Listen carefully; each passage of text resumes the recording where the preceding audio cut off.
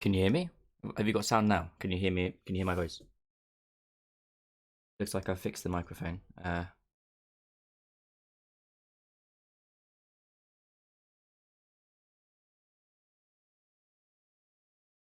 You hear me? Good. Okay. So that's the microphone. Now I need to fix the in-game sound.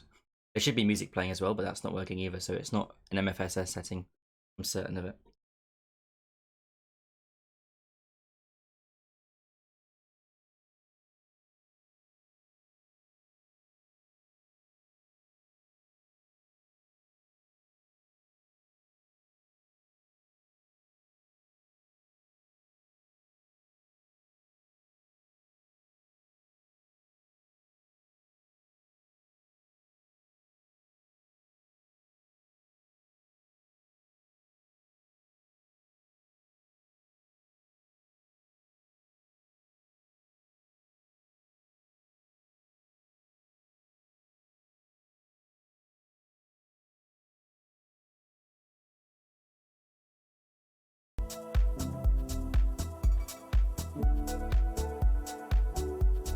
Can you hear that now? Have we got music?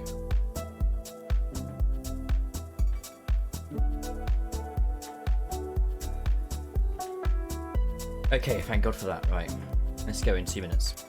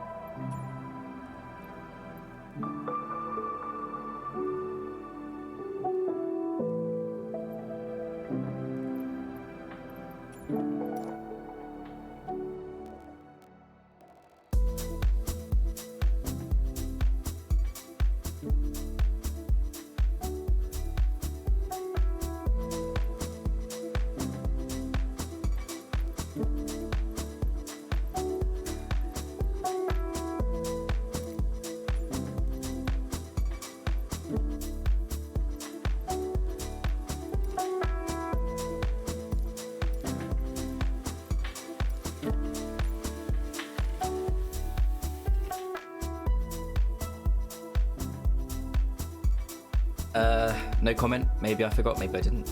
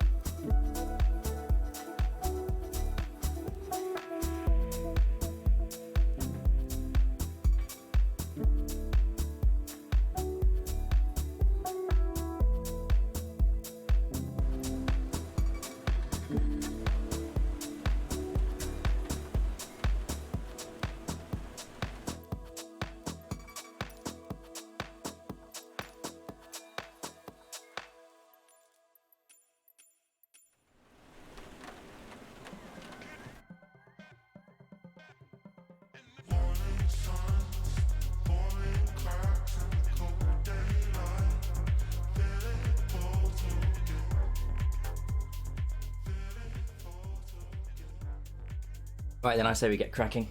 I'm not sure how many aircraft we have on the ground here yet, so let's have a quick check. Go to the main card. Welcome to the stream. Let me check my chat box is in the right place. So I noticed on the last stream, there it is, it's working. On the last stream it didn't work for some reason. Anyways, who have we got? Myself is here. Just me? Where is everyone? Right then, I'm going to say a couple more minutes for you to get on the ground and loaded in. I am also going to boot up my Volanta. You're just loaded in. Good. Oh. Just close the door there. Right. Call sign. Foxtrot. Golf Charlie November Lima. Letty K. So for those of you who want to join in, who are thinking what the hell's going on, this is the Burning Boot flight. We're spawning in here at Paris Plage Le Touquet. Is LFAT, that's the iCal code. Lima Foxtrot Alpha Tango. And I'm in a 152. But you can take any GA plane you want, really. Anything that can cruise around 120 knots at low altitude. So we're talking like sub 4,000 feet is going to be just fine. Because these weather conditions are not good. Not good at all. I'm thinking like, well, I mean, I'm looking out my window right now and I live not far from Popham and it's not raining here. So if with any luck, the game will realise that and the rain will stop as we get closer to the UK. But clearly here in France, it's not so great. How are we doing? Thanks for the reminder to boot up Volanta. Yes. I'm just as guilty. Well, actually, I'm not. I made an active point of not booting it up until I was on the ground and ready to for now. Okay.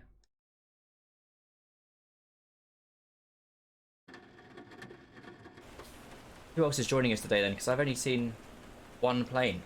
Last time I had at least 3. I can see who's that over there. Touquet. Touquet? I don't know if they're with us. Probably not. There's another plane here. I don't know if that's a static aircraft or another player. Have a look. 172.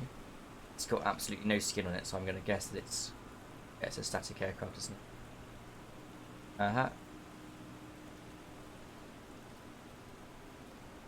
I'm going to say like 5 more minutes and then we'll get going, I reckon. Give everyone a chance to spawn in. Remember, guys, it's the North Europe server. North Europe. Not West. North Europe. If you're on the wrong server, change that by pressing escape, coming up to your name in the top right, and then selecting your server here. North Europe. Okay. Take to me. Mr. Woods. Hello. I haven't seen you in like years, man. How are you doing? I think I'm inside. No, you're not inside me. You are. Is this you in the Robin?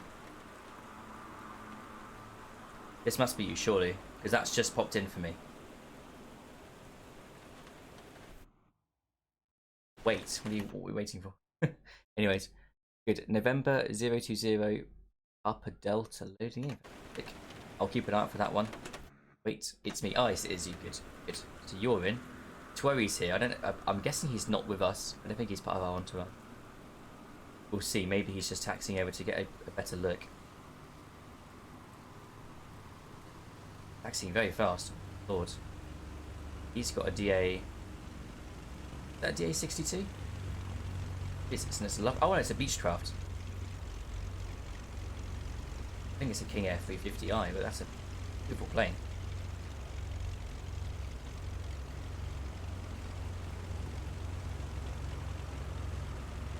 Maybe he is part of our entourage, you know? Hey. No idea, to be honest. I can also... Oh, there you are. November 020 Papa Delta is loaded in. He's there. He's on the tarmac. Got Mr. Airbus here. I've got this chappy here, Tui. Tui, if you're part of our entourage and you're watching the stream, do you give us a ping in the chat so we know that you're with us? Because I don't know for certain. Anyways. Let's take a quick look then at the windsock, shall we? And judging by this, looks as if we've got a dead crosswind. Like literally, it could not be more perpendicular to the runway. That's not so great news, and rather unfortunate. But hey, you can't have them all. We've got Smiley Bow, 2915905. Welcome to the stream, Smiley Bow. Good to have you with us. That looks like a. Is that a diamond? A diamond DR40? DA40, sorry. Nice. You're in the DR40, you're in the Robin. Airbus. Right, I say we get going because we've been on the ground long enough now. Let's do this, shall we? Fuel flow on, alternator battery on. I'm gonna want my dome light as well because it's nasty out there. Beacon, nav. We'll leave the strobe for now. Taxi on. And I'm going to need... There's my fuel flows. That's working good. Okay, fuel rich. A little bit of throttle. Primary engine. 1, 2, and 3 strokes. There we go. Right, start up now. Left, right, both, and stop. There we go. That rain is super loud on the cockpit window. It's going to get quite annoying, I can tell already. So anyways, if you haven't started your plane already, start your engines now. We're going to get going. Yes, hi Smiley Bow. Good to see you. Glad to put you along for the group flight. It's going to be a good one. Right then. Here's one over there. We've got Cloud Hunter 8 over here as well. So a couple of planes have just showed up at Touquet. I don't know if this airport's just usually busy because it has got a very good freeware scenery, but we'll see. We'll see. We've got at least 4 planes with us, so that's all good news. And now I'm going to need QNH. I don't know what is the QNH here. We'll just set it to QFE. We'll go QFE, so set the altimeter to 0, and then we'll go straight out. And I'll work out the QNH when we get there. So, obviously these are not VFR conditions, so we're going to have to rely on our instruments for this flight. And to do that, I'm going to quickly check my Navigraph. So let's pull up Navigraph and work out what kind of an aid we can use to get to Lid. I do believe there's a VOR station there, very handy for this. So, Navigraph, 1 second. There it is. Right then. Plane is called a Baron. Who he isn't a Baron? Reminds me of Hurricane Elsa. Yeah, these are not great conditions, are they? Right then. Here, anyway, here's Navigraph. Let me just lock in some assets so I don't accidentally start moving. Navigraph, right. So we're here at Touquet, and you can see, hopefully,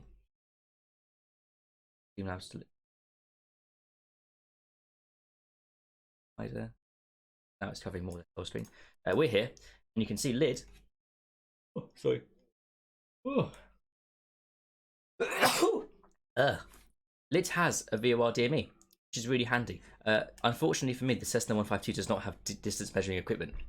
I could pick up the VOR radial, but I can't pick up the distance to it. So someone else will have to let me know how far away we are at any given moment.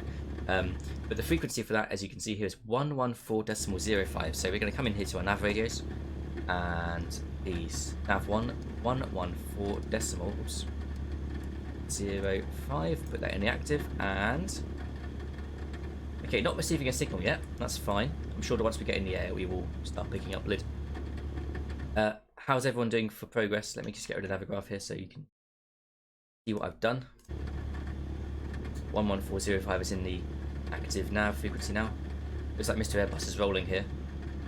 And I've got Smiley Bay behind me. I've got November 020 Papa Delta over there. I've got another one here. This is new. This wasn't here before, so maybe that's another streamer or another person joining in. Good to see you all, as I said. Let's get taxiing. Now, I want to taxi for the runway which is heading north towards the sea. So let's pull up Navigraph again, just so you can see what I mean. Go to Touquet, and let's get the charts for that. Taxi, airport, here we go. So we're here on the apron, and we're going to taxi via Tango 3 to get to this point here. Where we get to the end of runway, it'll be 31 for takeoff. So we're taking off runway 31. Because there's a crosswind and we haven't got anyone to tell us otherwise. Tango 3 to runway 31. Has everyone got that? Everyone got that, I hope so, because we're now going to get going. So, Navigraph out of the way. Give everyone a second or two just to get everything dialed in. And I'm going to now release my parking brake. So here we go, parking brake release. And I'm rolling. Mr. Airbus, I can see you ahead of me. If you want to lead the way, you are very welcome to. Taxi on, strobe can come on now as well, and we'll need pitot heat because it looks like a good day. In fact, temperature outside is, let's see, about 40 Fahrenheit. So centigrade. Oh no, it's a centigrade here. So about 18 degrees. Yeah, pitot heat. They're not like essential, but it would still be pretty handy. Yeah, like this. So here we go. November 020 Papa Delta. Got the idea? I'll just call you No 20 PD. That would be easy, wouldn't it? Would you have a name that I can use as an abbreviation? Like this plane here, this is Mr. Airbus, even though his in-game name is different.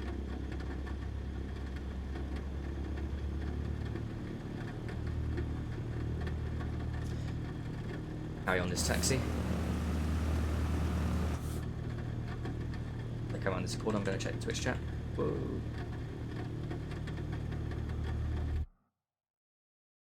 Testing rudders and controls. Okay, sounds good to me. I'll be honest, I've been flying a lot of the PA-28 lately, And when I hopped back into the Cessna 152, I just, like, the controls in this are so much lighter than they are in the Piper aircraft. So much lighter. It was like a bit of a shock. I was pulling up and like immediately stalled. Just very uncharacteristic of me. I'm a good pilot. I like to think I am anyway. So not this turn off here. This is not it. Follow the green taxi lights.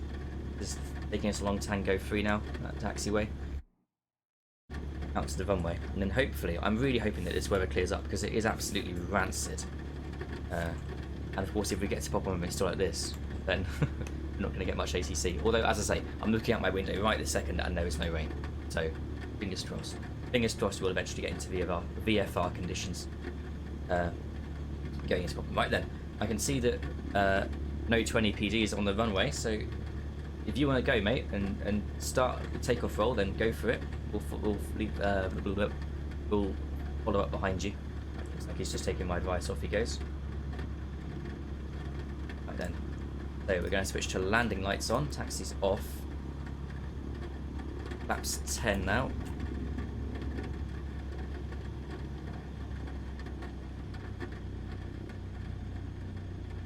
Onto the runway.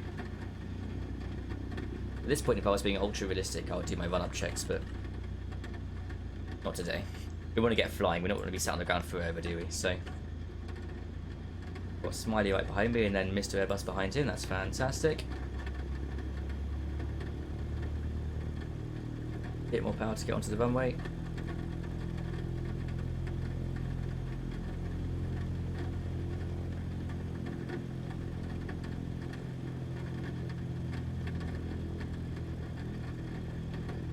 Like no 20 PDs in the air. I'm on the takeoff roll now, so let's go. Gradually increasing power. 50, 75, full power. Whoa.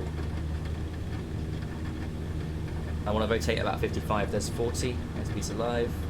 50, 55. Rotate, and I'm airborne. I am flying.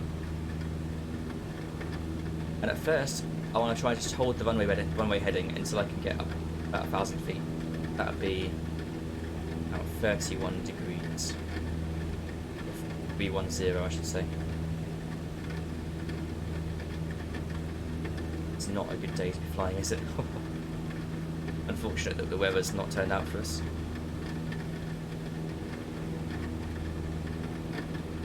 And there we go. I've now got a VOR signal at about 400 feet QFE, so let's dial it in now. We should be heading towards the lid. It will be about 33. Yep, 30. There we go. Right, looks like our heading is going to be about 315 degrees, which is more or less exactly what I'm flying. So it's just a straight line to lid. That's handy. Right then. Keep the speed. And because we're in these not so great conditions, I'm going to climb to about maybe 4,000, even 5,000 feet. We'll see. Because there's not a lot to look at really, it's just across the ocean, and there's going to be little turbulence because of that, so let's get nice and high. Make sure your strobe lights are on, guys, otherwise I'm not going to be able to see you this weather. I can see that I've got Touquet and Smiley Bow behind me. I've lost Mr. Airbus. Where's he gone? Flaps can come to up to 0 now. Put up some more airspeed. 1,000 feet. I can just see the beach below me. Oh, there's Mr. Airbus. There he is. He's below me, right. Back into the cockpit. This is very disorienting and difficult to fly without seeing what you're doing. So yeah, let's all climb to about, I'm going to say 4,000 feet initially, and then maybe we'll go higher than that. I want to try and get above this cloud layer, but I don't know where it tops off. So I'm actually going to check the METAR on my iPad now. METAR LFAT.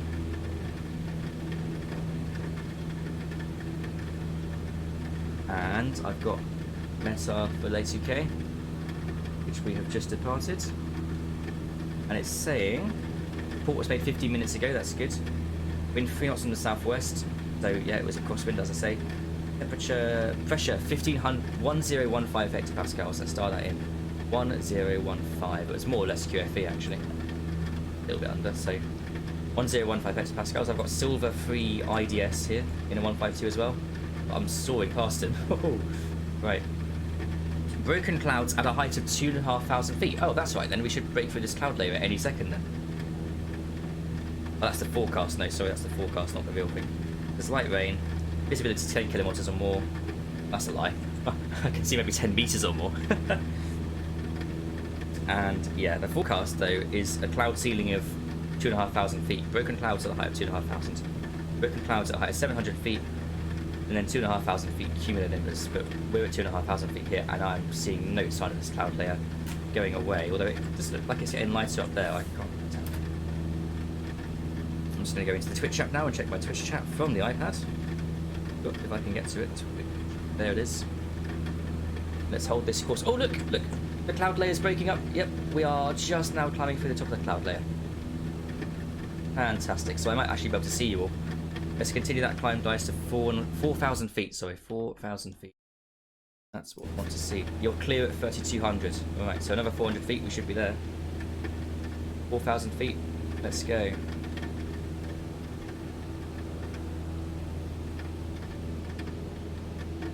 I can see Smiley's right behind me. That looks like a Spitfire. It could be a Spitfire, it could be something else, I can't really tell. Silver Three-Eyed, Cloud Hunter. We've got quite a lot of aircraft today, haven't we? Wowzer. That's 3,100 feet for me, and I'm pretty much clear. I mean, it's still looking pretty bleak ahead, but, you know, it is broken clouds here, so we'll carry on to 4,000 and see what that means for us. And again, I'm dialed in here on the lid VOR. That is 114.05 for those of you who haven't got it in.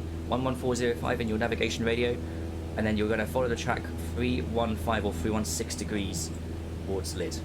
Try and keep that line centered in your VOR radial. And then we should be making good course towards lid if all things are going well. Let's see what's behind me. A couple of planes. I've got November. I've got no 220 PD up there. I've got the rescue behind me. That's 6 aircraft. That's very nice indeed. It's breaking through 3,500 feet now. Still climbing pretty aggressively here out of lid.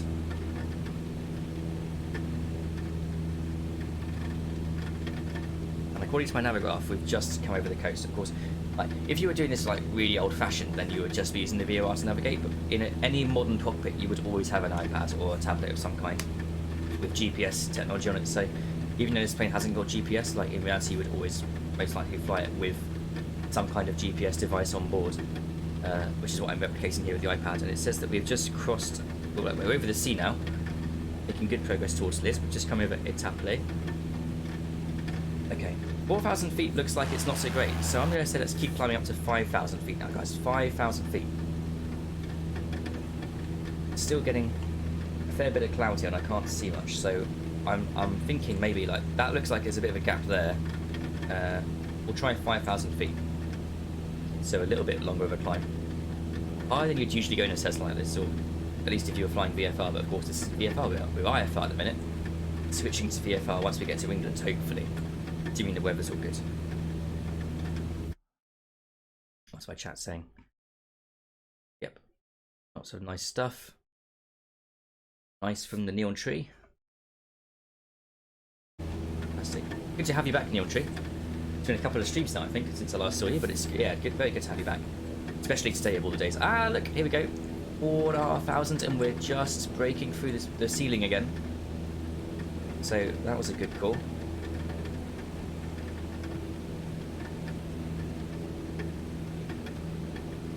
I can see no 20 PDs back there. I've got 4 aircraft behind me. I've got one off to the side, I think, somewhere. Oh, I've lost them.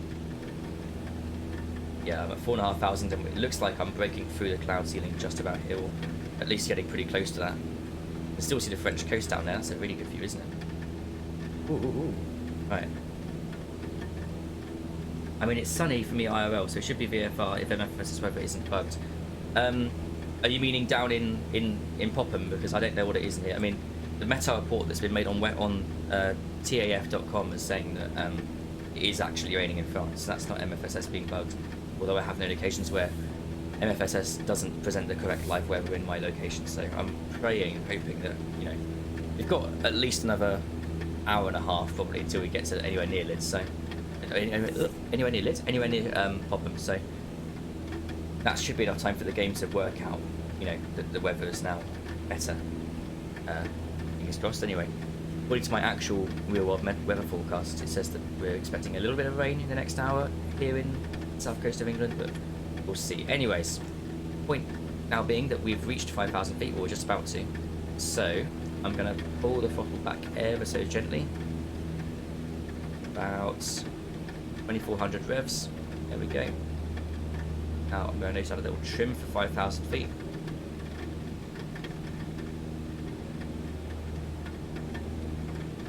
Just my system a little bit more nose down.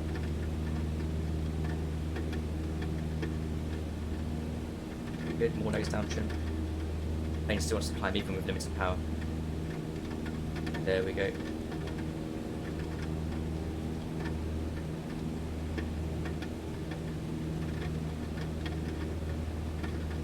Okay, that's now trimmed for 5,000 feet, and I can begin to lean the mixtures a lot as well. I don't think there's actually an exhaust gas temperature gauge on this plane. No, there isn't. There isn't a 172, but on the 152. But you can just lean to about half mixture, maybe just under half mixture. That will do it. And of course, because the mixture's now leaned, and you've got the correct proportion of fuel going into the carburetor to burn alongside the air. Bear in mind that the air pressure is actually lesser up here. Suddenly you get a bit of a boost in performance, ironically. By using less fuel, you get a boost in performance. It sounds so counterintuitive, but there you go, that's the way it works. So there we go, straight and level at 5,000. And unfortunately, still in the rain clouds here, but you never know, maybe by the time we get to Lid, we'll be looking better in that regard. If this weather also persists until Lid, we're going to have to do an ILS landing, it looks like. Some kind of instrument landing, so maybe a VOR DME approach or an ILS. In my case, it'll be the ILS because I haven't got, as I say, distance measuring equipment on board. Let's see what happens when we get there. This is looking better though. I can see the sea. I still can't see England, but I can see the English Channel. That's promising. Clouds are dissipating. And we're through the worst of that rain now, I reckon, as well. MFSS with clear skies and lightning. Yes, we all know that bug, don't we? It's live weather and there's not a cloud in the sky and there's no rain, but you can still hear distant thunder, and it's like, where's that coming from then? Oh, I hope they fix that one. It's so like game breaking. Anyways, if my VOR was correct here, we're actually gone slightly astray of the 316 radial, so I'm going to just dial it in for a new radial. And now it looks like, there we go, that's straight. And that's on about 314, so we were only 2 degrees off, not much, but at this range that can still be a good several hundred yards or meters either side. So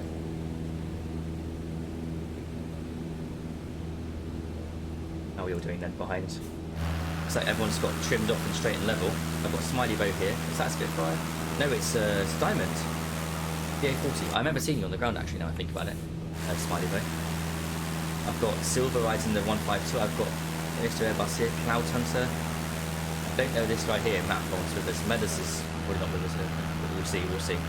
If you are with us, if you are joining in the flight, then put your in-game name in the chat so I can tell who's part of the entourage and who isn't. That would be handy. And it looks like, oh, is that glimmer of dry land? I can't tell. It is quite hard to tell at this range. We're probably now about just under halfway across the channel. And even though this is like quite a... I thought this would be like the most boring leg, but because of the instrument flight conditions, it's actually made it quite enjoyable because it's more difficult. It tests a different sort of skill set to fly through those big clouds and do it successfully without being led off course or whatever. Anyways, make sure you're holding in that 314 radial, guys, or just whatever radial you want to take to Lid. Keep it steady, and that is definitely now dry land. I can see a tanker, I can see the peninsula that Lid Airport is on. And that's good news. It means that the weather is now improving, so we can do VFR on the coast, which was always the plan, so happy days. Distant thunder. I've been struck by thunder causing 1 FPS for 2 minutes, then crash the desktop. Oh dear. Maybe it's time for a new PC, Mr. Airbus.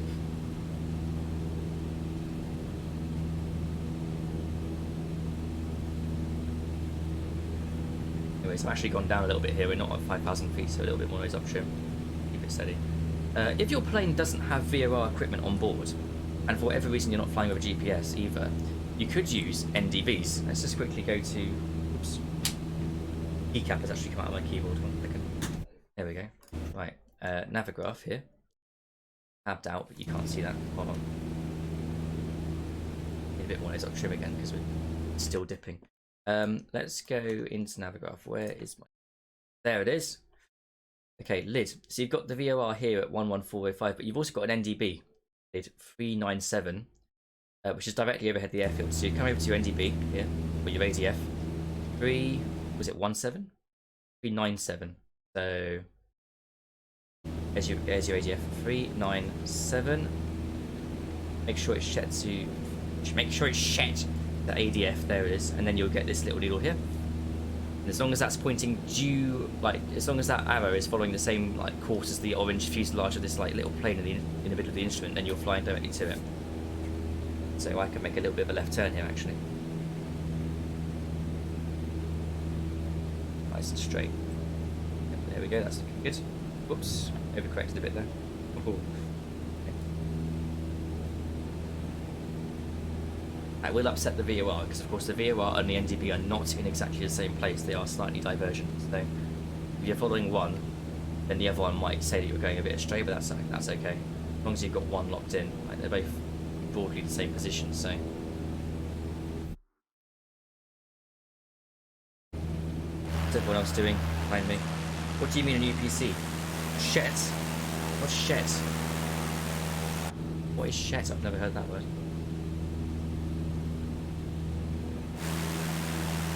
I can still see France, look. And I can see Mr. Airbus about 15 miles away.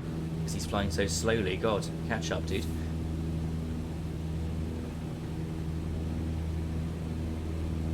Anyways, making good course towards it. Of course, now we're going into another batch of cloud. Even though I could see the land before, we're going to be, like, in the cloud now, so we won't be able to see it below us, I don't know. So we're going to have to time the descent pretty well here.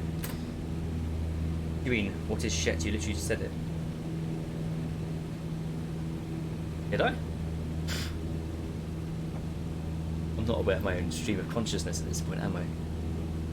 Never mind, right. What have we still got? We've got no 20 PD. Smiley goes there. Mr. Airbus is there. Am I the one in front? I think I'm actually the airplane that's in front now. That's a bit. I thought that you were in front of me here, Mr. Woods, but obviously not. Maybe I've been going a bit fast, I don't know.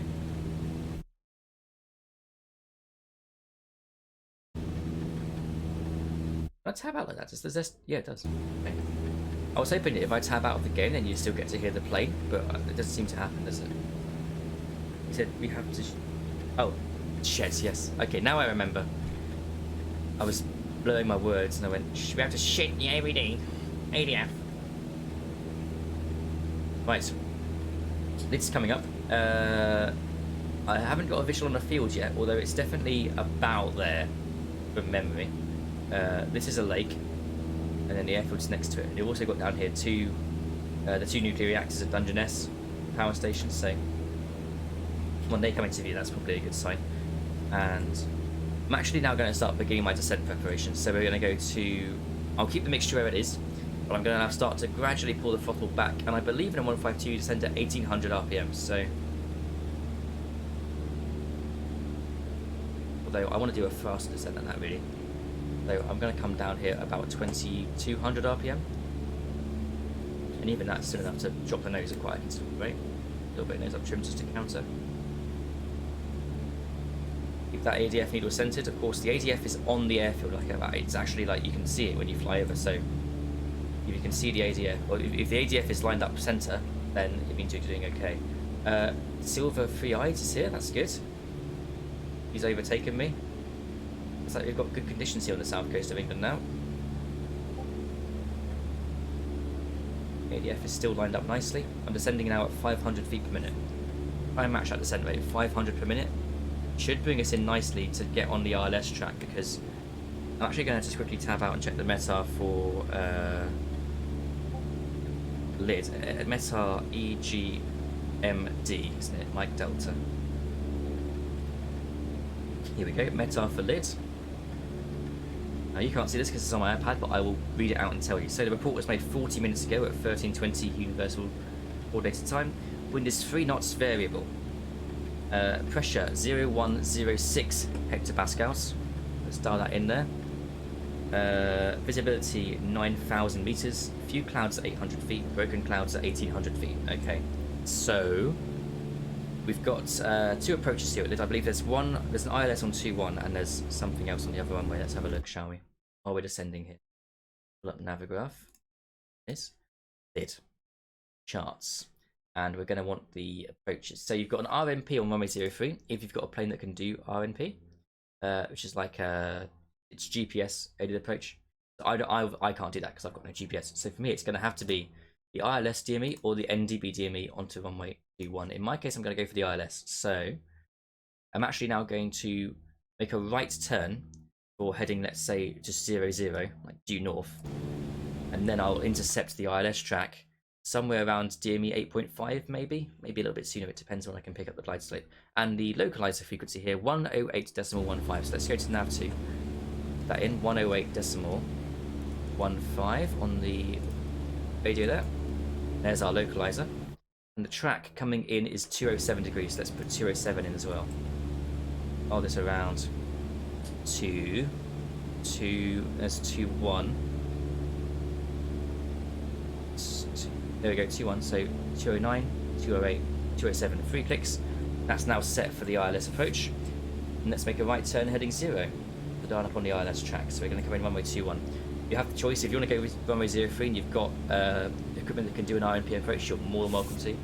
Personally, I'm going for 2-1 here because it's the runway that supports the instrument approach I want to take. So, right turn for heading 0. I can see November 020 Papa Delta is over there. Got Mr. Airbus behind me. Smiley Base making his turn. That's good. Got who's this in front of me? I've forgotten the name already. Silver Iders. There we go. We're heading due north, and we're still descending at 500 feet per minute. And hopefully, at some point, the airfield should come into view. Here we've got this is Dungeness Power Station. The 2 nuclear reactors there. That's good to see. And sure enough, there is Lid Airport. There it is. Captain Sickbag on the ground there. Maybe he's waiting for us. Navigraph, sorry. Whoops. So yes, as I said, Dungeness is here. This is the power station, the 2 nuclear reactors. Lid Airport's there. Captain Sickbag's on the ground. And we're making this turn, holding this heading of 0, 0, 0 degrees. Silver Idis is really high, 6,000 feet. Blimey. I mean, I'm only at 3,000, but I'm descending quite moderately here at 500 a minute.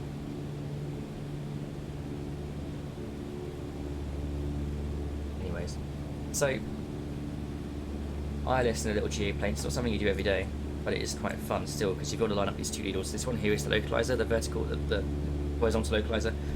This one here is the glide slope. So as it's saying right now, I am currently way to the right of the localizer, or way to the left of the localizer, sorry, and massively above the glide slope. So let's come around and begin to get those needles in the correct positions. It says here that when you get to DME 8.5, you should be at 3,200 feet, but obviously we're going below that. So realistically now, I'm probably looking to find the ILS path at around about DME 4, which is a waypoint which I have on my GPS, but I do not have on the in the plane, obviously, because it's a DME waypoint and I don't have DME. So I'm going to have to just use my GPS here to get myself lined up on it. We'll go to the ILS G1 approach on the chart on the iPad. Here we are. You can't see on the iPad, obviously I can. And it says the localizer course is offset by 5 degrees. So that's something to bear in mind. We're not going to be coming in straight onto the runway. There's a little bit of a turn on final to get onto the runway heading. But so far things look good, I have to say. At least for me. Who's this here? This is Silver Eyes. Maybe he's not with us. I don't know, he's still so high. Maybe he's just tuned out of the stream, I don't know. Anyways. Unless you want to do like a straight up nosedive to the runway, then that's going to be difficult to land. Anyways, I'm going to now begin a left turn to come through 2,000 feet on the heading of 270 to get us onto the localizer. Or actually, we'll go for like heading... Well, that's 207. We'll go for heading like 298, or heading like 300 approximately, and that should then get us onto the localizer track as quickly as possible. So here we go, heading 300, 300, level off, Oh. At this point, I'm going to keep the power settings the same, but I'm going to nose up and begin to prepare for installing the flaps and whatnot. So, holding the vertical speed on 0 there, just very carefully. Very minor adjustments to the yoke, putting in some little trim to counter for it.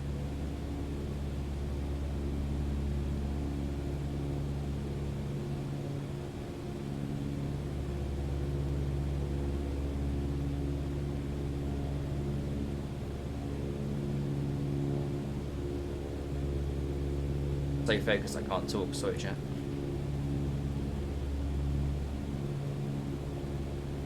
There we go. Looks like we're now leveled out for 1,000 feet-ish.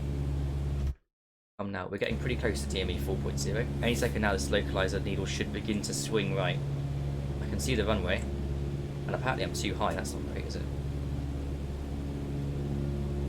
Okay, let's pull some more power out then, because obviously I'm too high here. I'm going to go mixture rich now because we're below 3,000 feet, and because we're on the final approach pretty much. There's the runway, and there's the localizer needle that's moving, so let's now begin to swing around for track of 208, heading 208. 208.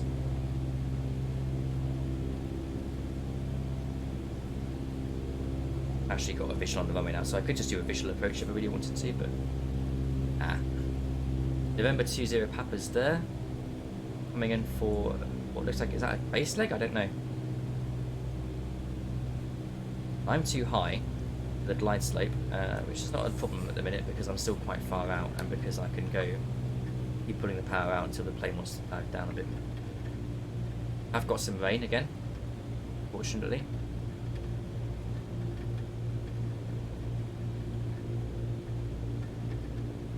I'm going to start nosing down a bit harder for the approach here.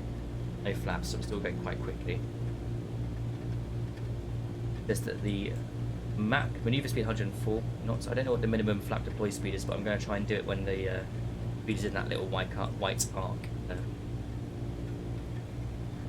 Visual with the runway now. I'm still very high actually. I've probably messed up this calculation a fair bit. I'm going to go throttle idle so we can bring it down slowly still.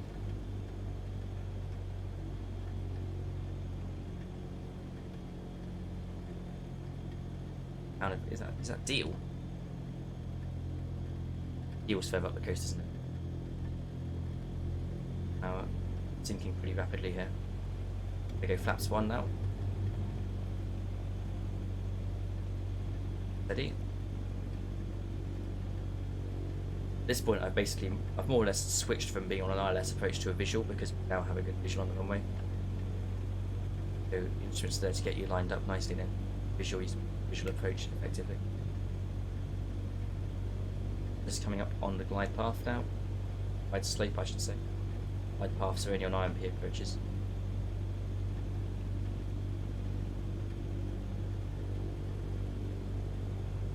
Okay, 1 red. 2 red. I am final to land.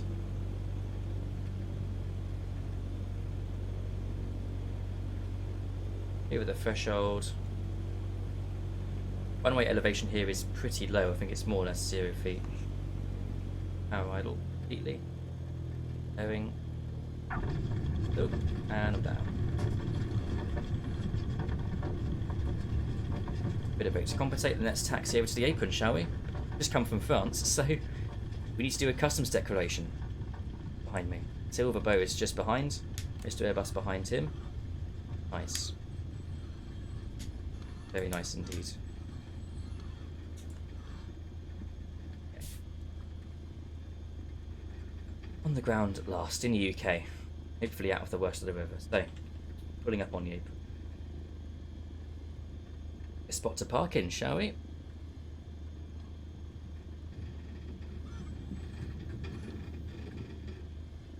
Bigs, can't you? They haven't been worn in so well on this, you know. Right then, past the TBM.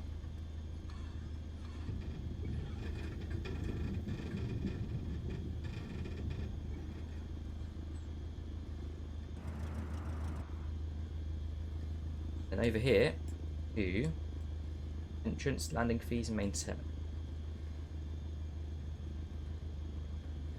Park up over here just next to Captain Sitbag and November 20 Delta Papa. Papa Delta. Near the Aero Club.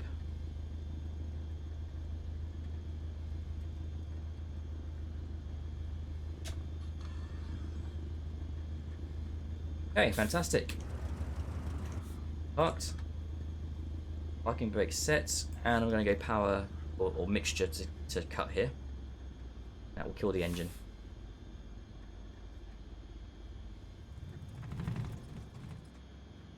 Okay, okay. Taxi lights can come, landing light can come off.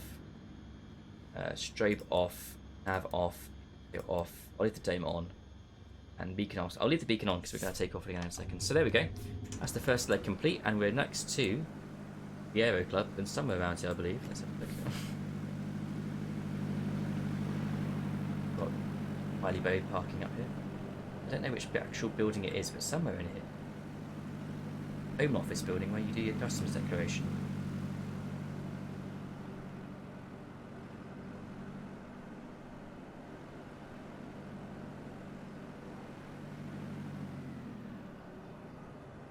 There's not a sign for it. Okay. But anyway, somewhere. Yes. Anyways, if this is real, obviously we'd come up and now do our customs declaration. Let them know we've come from France. We're in the UK, and we are wanting to country. So there we go. First leg complete. Thanks for joining me. We're going to now take a quick break, and we will return shortly for the second leg. So don't go anywhere.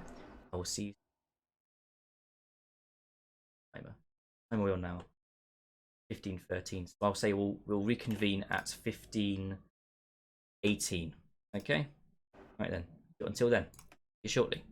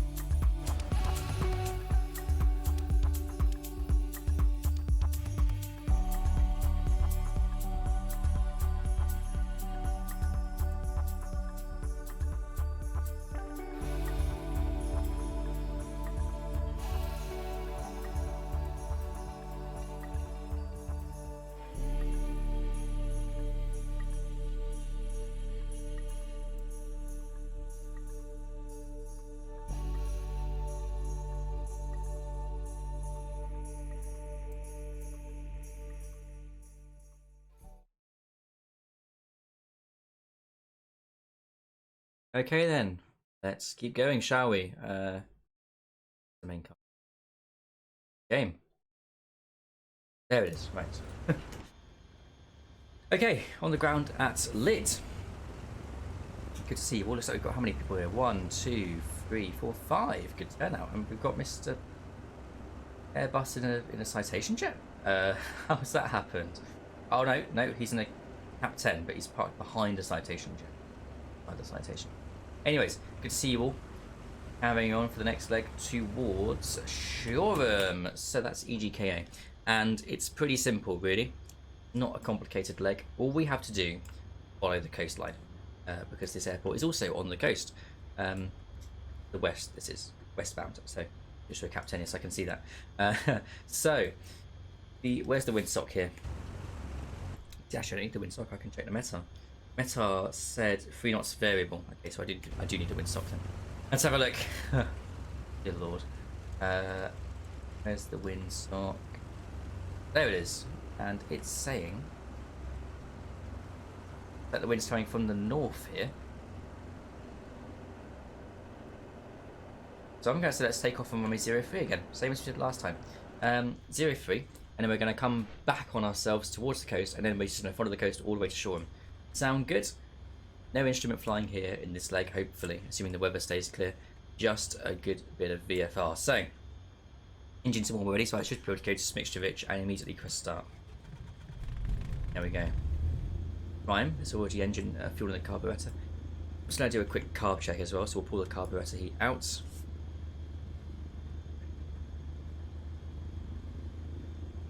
Back in again, there we go, right. I'm ready to go. Are you ready to go? There's no such thing as really a flight plan for this particular leg. Need to plan VFR. We do need to plan VFR, but that was in the middle, not for this bit. No need for any instruments. Do we need to dial in early on or anything like that? So, parking brake release. Bit more throttle. Let's get going. Flaps 10. I am rolling.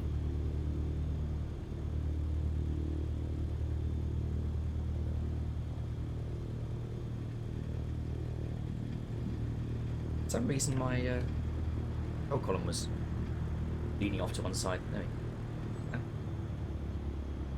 So if you want to taxi on behind me, we're going to runway 03.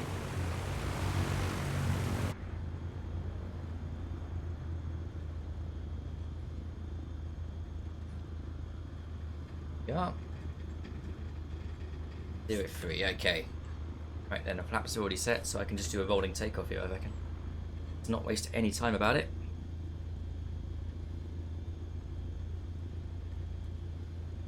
Did I say EGKK?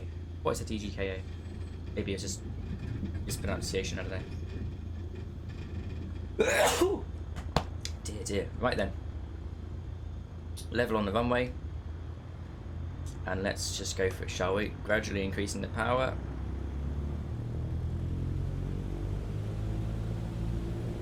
On the stick now. And the QNH is 1016 QNH. 016 millibars. Hectopascals even. That's 40, 50, 55. I'm rotating and I'm airborne. Then got a bit of ground speed here along the runway on the heading. Okay, perhaps can come out.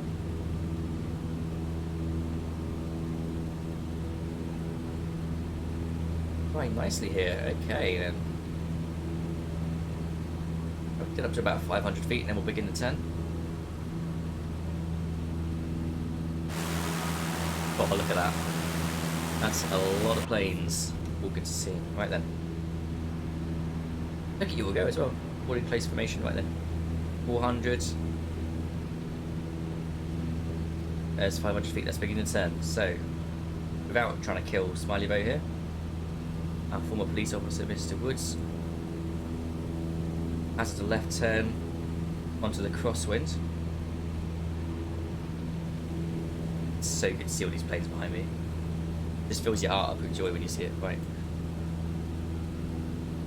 And as there's a cloud layer here, I'm thinking we should probably keep the altitude low, like maybe 1,500 feet or even just 1,000 feet. We'll see what we get into.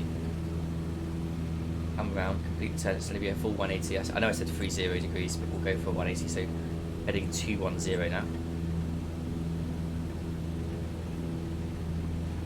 We say goodbye to Captain Sigbag, who's completely AFK, it would seem. Okay, thanks. Here's land trim.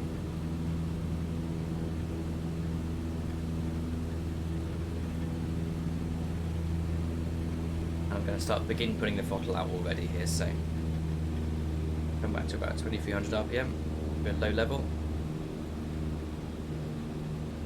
We can come a little bit back as well. Okay. I'm going to try and level off around about 1500 feet, as I say, 1500 feet.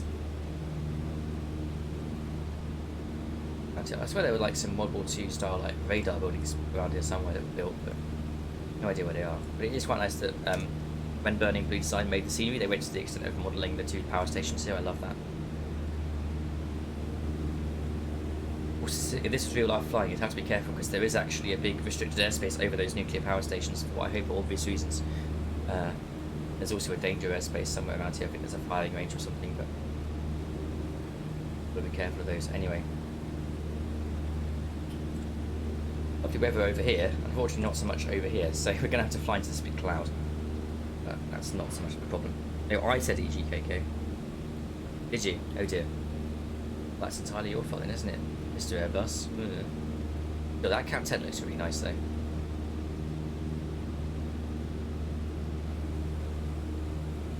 Anyways, here we come then. I'm going into a cloud, unfortunately, it looks like. So if this continues to be an issue, I may have to descend down to 1,000 feet, but I'm hoping we could stay at 100 here because that seems like a decent altitude. This kind of flying. But there's a race car down there, like a go-kart track. That's pretty cool. I like the look of that. And a campsite. Don't know much about this area really. I've only really been here once, and that's because I flew over it. Right.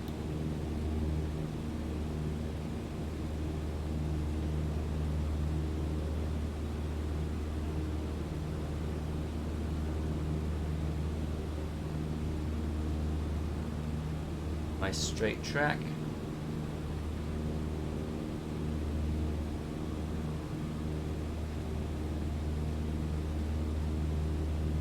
Here we go. Follow that coastline, guys. Of course, there are instruments that we could use as well. There is, for example, the CFIT VOR, and there is a DME at Shoreham, as well as an NDB station. But I figured that VFR would be a bit more engaging. Because instrument flight rules, whilst being fun, if you're using them whilst the weather is still fairly clear, then it's just a case of flying in a long straight line, and that's a bit boring. So, provides a bit more variety, I think. Lost vision on the ground today. Where's it gone? Oh, I haven't lost vision on the ground. I've lost vision on the coastline. Fortunately, I've got GPS on board, so I can see where I am approximately in relation to GPS on the iPad, of course. There's Touquet. There's Mr. Airbus in front. So, another thing I wanted to ask you guys while we're still here is I'd like you to give me an indication of how many of you are happy using the VATSIM for the final bit into Popham. How many of you are confident enough on the network to log in and actually do it? Because if there's not so many people who actually really feel like doing it in the end, then I don't want to waste this poor controller's time. So he has very kindly offered to give it up for us. We have a rain, do we? Oh, yes we do. One of us. It's true, unfortunately. You're scared of it, but you'll try. Good, good. I'm glad you're going to give it a go. You can't chicken out on me now because you've said that. Remember what I told you about TR checks? In fact, actually, when we land at Shoreham, I'll go through like how to do a full TR check. So when we get to there, you won't be confused about what to say to the air traffic control if you're new to it or if you're just nervous. But of course, at Popham, it's a flight information service, not air traffic control. So you won't be told what to do. You'll be given information that will aid and abet your flying, and you just follow that basically. If you want to, it's entirely optional. Not like at Gatwick Airport, for example, where they give you a vector to turn onto, or they give you instructions of you must do this and you must comply. It's more like, here's the circuit information, here's the active runway, there's 2 planes in the circuit ahead of you, but it's still like land at your discretion and fly at your own discretion, not, you know, you must do as I tell you to. Anyways, weather's really quite harsh today, isn't it? I'm thinking of descending down to 1,000 feet Let's do it, shall we? Pull the power out a little bit. Let's just begin descending down to 1,000 feet now. It's very low level flying. So we've got to be careful at 1,000 feet because some of the cliffs do come up to about 100 meters, which is like 300 feet. So just be careful. There could be a few obstacles in the way. Of course, we still should be miles above them, but there are things like the I-360 at Brighton, which we ended up flying into, which wouldn't be very good. Cruising along here at about 100 knots. 3 days. Everyone's got a Cloud Hunter on my right. I don't think he's with us though. I've got a Smiley Boat behind. I've got Mr. Airbus and Touquet in front. Good. Good. And I've lost the policeman. Where's our policeman gone? Oh, he's there. There we go. Right, like underneath my tail. Anyways, so if you were reading the description of what we were going to do on this stream on the Microsoft Flight Simulator forums, you'll see that I did say there might be something interesting coming up along the way, and I'm not going to spill too many details on what that will be, but let's just say it would be handy if you kept your eyes peeled, especially in this nasty weather, because if you take a note of what we're going to be flying over today, it might be handy later in the stream. I won't elaborate on why that is exactly, but you never know, you never know. Like for example, we've got Holiday Park here, and a stream, and that looks like a chalk painting. Maybe it's just like it is just irrigation ditches. Wait what? It can't be. I don't know, what can it be?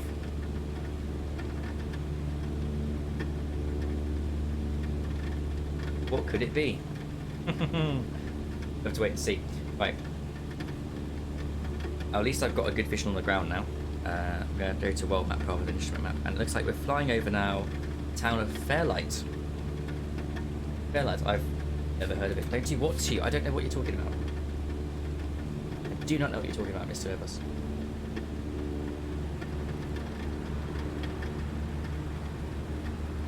For GP speed. You must be pretty glad you had it for this flight. Whoa, there goes our policeman in the 172. With a full foot dangling through the bottom of the fuselage, but we'll ignore that. How that happened, I don't know. So anyway, 1,000 feet, and this is still not great, although I can just about see the ground, so even though it's not exactly what you might call visual conditions VMC, we'll still stick to VFR flying just because it's good enough to warrant at the minute. At this low altitude we can just about get away with it. Make sure, of course, that your lights are all on. So strobe on, nav on. I think the telly's all back on that one, is it? Strobe and nav should be on. And I'll leave my pitot off this time because it is. What's the temperature outside? Let's see. About. That looks like about 15 degrees. So nothing that's going to cause any icing, thank God. That being said, I will do another quick carb check. So carb out. About 30 seconds out, and then we'll put it back in again.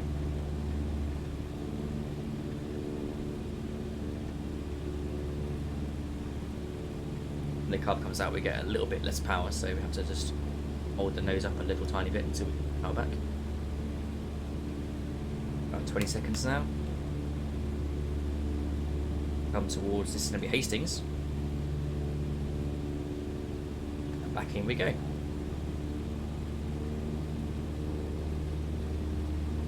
Glad you went up yesterday, not today. Yeah, me too. I don't think they'd let you go up yesterday if it was like this. But still, congratulations. But you're proper chuffed. Right. Oh, I'm just going to tab out for 1 second to check something. Streaming skills. Oh, hey! I'm just looking at the Burning Blue Discord server for anyone who's not aware. I still need to double check. Okay, cool. So, here coming up, you've got a pier. Ah, a pier. Hastings Pier. Now, I hope you all took note of my message in the Discord server or on the forums, depending on how you found the stream, and downloaded the Hastings Pier. Freeware. But it's useful to have that as a visual reporting point. Especially if you're doing this for real. Now, where is the pier? I can't see it. Ah, is that it there? No? Is that it? That's a breakwater, that's not a pier. Have I gone past it? I don't know. Well, this is Hastings. Where's the pier? Maybe it's a bit further on towards St Leonard's. Oh, some Google Maps very quickly to work this. Oh, I've got a message.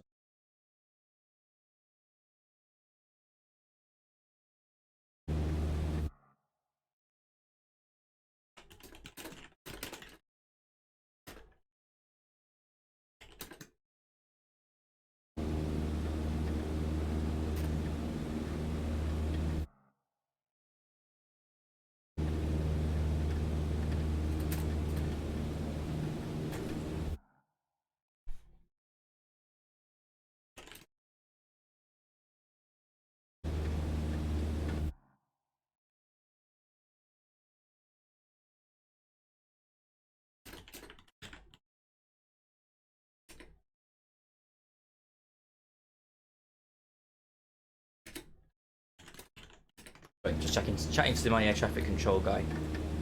It's going to be a radio service at Popham.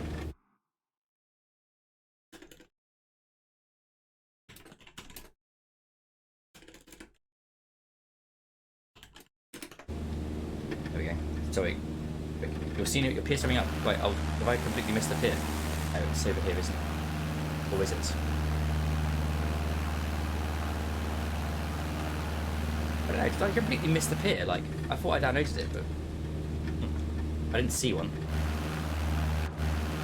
Can someone tell me if the pier, have we flown over it already? Because if we have, I've missed it, but never mind. It was not in your scenery. Oh, okay. It's weird. I thought I downloaded Hastings Pier. Anyway, Worthing Pier's coming up, so I'll definitely make sure that's installed while I'm on the break at Shoreham. No visual with what? With the pier or with the ground?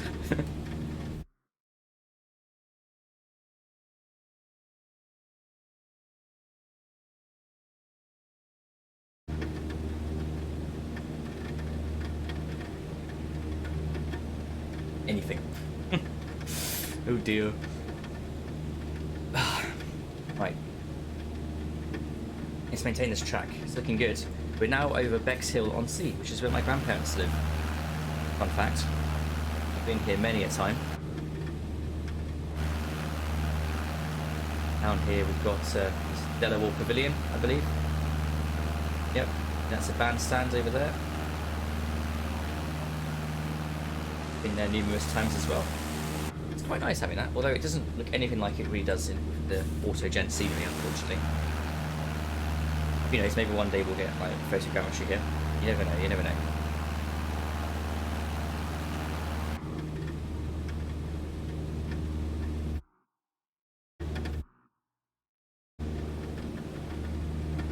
What a British weather.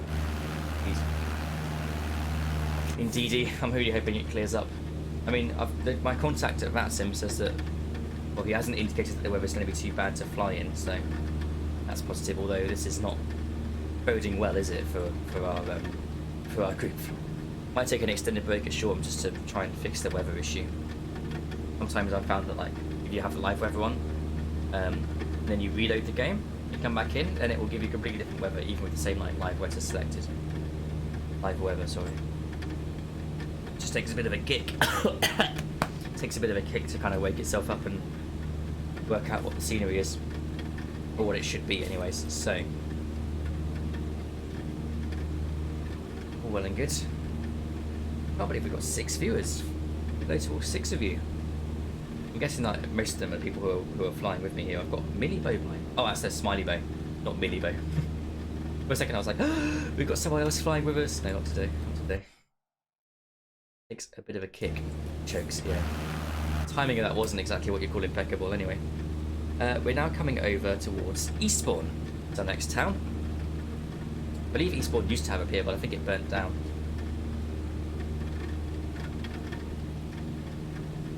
Which isn't great news, is it, I suppose?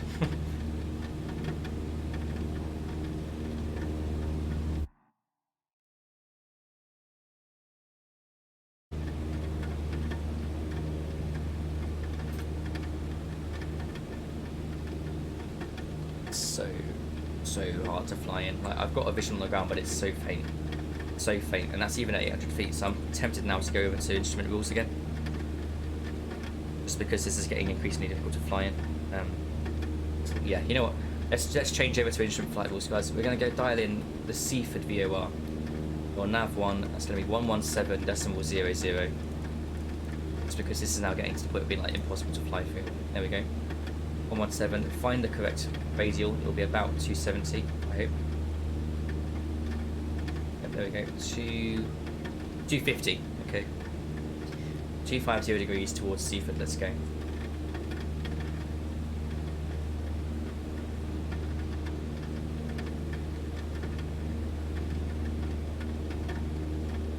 Even at this very low level, it's staying really, but like, I can sit close now, it's more clear like here, but still.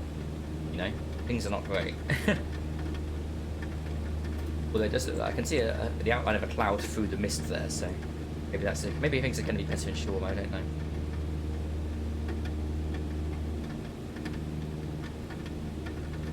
Plane on course. Unfortunately, it would seem that there is what do you call it? Like a crosswind. Oh look, clear sky. Clear sky, yes! Oh, finally some good weather. Okay. Let's just cut inland here, then across Seaford to the VOR station, and then we'll use the NDB to get to Shoreham if the weather conditions are still absolutely rancid. Get through this little... This clearing of the cloud, like one tiny little gap in the clouds. I've never been here in my real life either, to Seaford. Might have driven through it one or twice, but never actually to the town for any particular reason. Oh.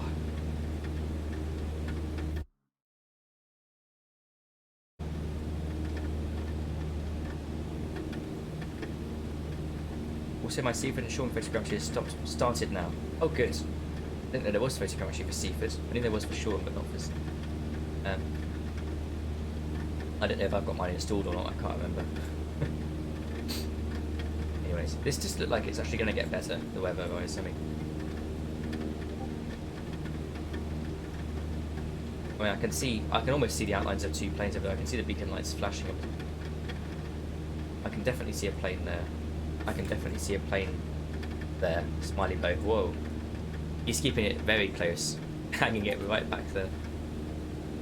But yeah, this is now looking very promising, isn't it? Nice gap in the clouds there. I might try to climb a bit now because I'm just noticed we're coming over the South Downs. So, a bit more power going in just to make sure we can clear that. Friend made it 1,000 feet.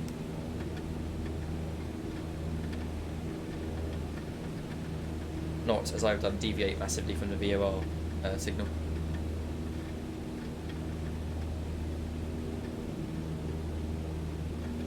There we go, look at this. We've actually got clear skies for once.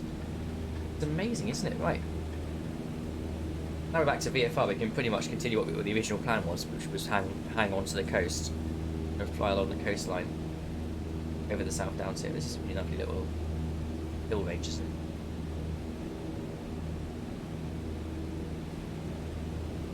I can see Mr. Airbus, I can see Touquet, Smiley Bow, a policeman, November 020, police department. I guess that's what PD stands for, right? If you've got PD in the name, it would be department, sure.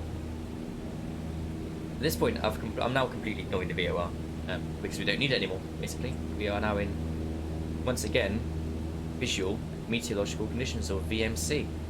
Very handy. We're doing a VFR flight, you'd think, wouldn't you? Anyways, I don't know if this will extend for very long because it looks like it gets a bit rough over there again towards Mayfield and Brighton area. We'll see. Check general chat to see my live weather. What? I'm not sure what you mean. Oh, you have clear visuals. Good. Okay. Good. Good. Things are looking good. For once, we've had a pretty miserable flight so far. Pretty miserable weather. The flight's been good. I've really enjoyed the flight, but the weather's been a bit... Anyways.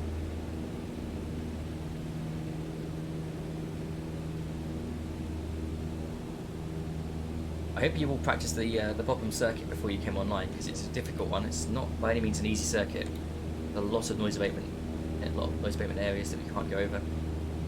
If you keep it true to life, but we'll cover all that whether it's Shoreham, just for anyone who's unfamiliar. Once you've landed there. About now, probably I should get the meta off for Shoreham, so we'll go meta EGHP. Let's see what we get. Brighton City Airport, Shoreham. Of course, it's not Shoreham Airport, it's Brighton City Airport. Don't forget, guys. Let's see. Port was made 23 minutes ago. Wind is 6 knots from the south. Okay, so we are going to have to land on runway 20, heading south, to make sure that we are landing into a headwind. Temperature is going to be 17 degrees. Pressure 0105 hectopascal, so back down to that on the pressure altimeter there. Few clouds at 900 feet, scattered at 1900 feet. Okay, so as long as we're about 1000 feet, we should be fine. As we're coming now towards Brighton Town and Shoreham. There is Brighton Pier, and Shoreham is not far beyond that, so almost there, guys. We're getting pretty close to ending leg number 2. Golf course down there. There's golf courses everywhere on the south coast of England because everyone here's really rich. Wasting time in it anyway. The Touquet's in front, Mr. Airbus front. Then I've got our policeman and Smiley behind us. Very good, very good. Been good to have you all along. Right then, back to Twitch chat. Where were we? Brighton City Airport. A bit like how it's not Daedalus Airport anymore. It's not Daedalus Airport. No, it's Solent Airport. With all of like 0 scheduled flights going out of it every day. Solent Airport, remember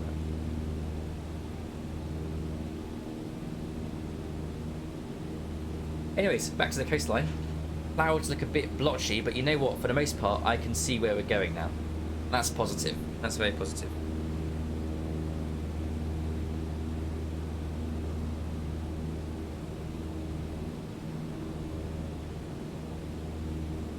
You've enjoyed the unpredictability. Me too.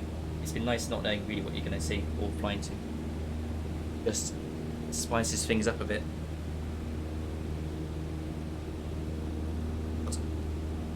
Managed to massively burn my leg last week in the sun like an idiot, and as a result now all the skin is peeling off of it, and I'm just trying to like not ignore it, but you know, make it as not annoying as possible. I'm not going to put it on camera for obvious reasons. You do not want to see that. Anyway, Touquet's hanging really low. Look at this. That's going to be a couple of noise complaints right there. We've got Cessna 172 right behind, looking good. Smiley not far behind either. Very nice indeed. Anyways, where are we now? So this town we're coming over, I believe, is Seaford. Yep. No, we're over Seaford. Seaford's back there. We're now coming up to Peacehaven. Peacehaven. No, nothing about Peacehaven either. What I do know a lot about is Brighton, which is over there, because I've been to Brighton a few times. Lovely place. My sister lives there. While she's studying for university, she's a student at the university there. I go down there like every so often, a couple of months. Also, that was pre-corona. Now it's been less frequent, but I'll try and make an effort to get down there at some point. Yeah. Now the university term is over. How's it going? It's going really, really good, Carts. If you want to jump in, we're just about to wrap off leg number 2, and we're landing at Shoreham. That's ICAO code Echo Golf Kilo Alpha. So if you want to jump in, can't wait for it on Xbox. Oh, okay. I wonder how that will translate onto the Xbox. Like, there's going to be so many different buttons and controls they need to map onto it, like a tiny little controller. I think it's going to be quite difficult for them, but we'll see. If you have a PC though, yeah, feel free to jump in and join us on at Shoreham Airport EGHP, and we will be delighted to have you along for the final leg towards Popham Airfield, which is another, I'm going to guess it's probably about 50 miles. You know, we made pretty good progress. Yeah, it will be strange on a controller for sure. And yes, here's a fun fact. Go on then, Mr. Airbus. Let's hear it.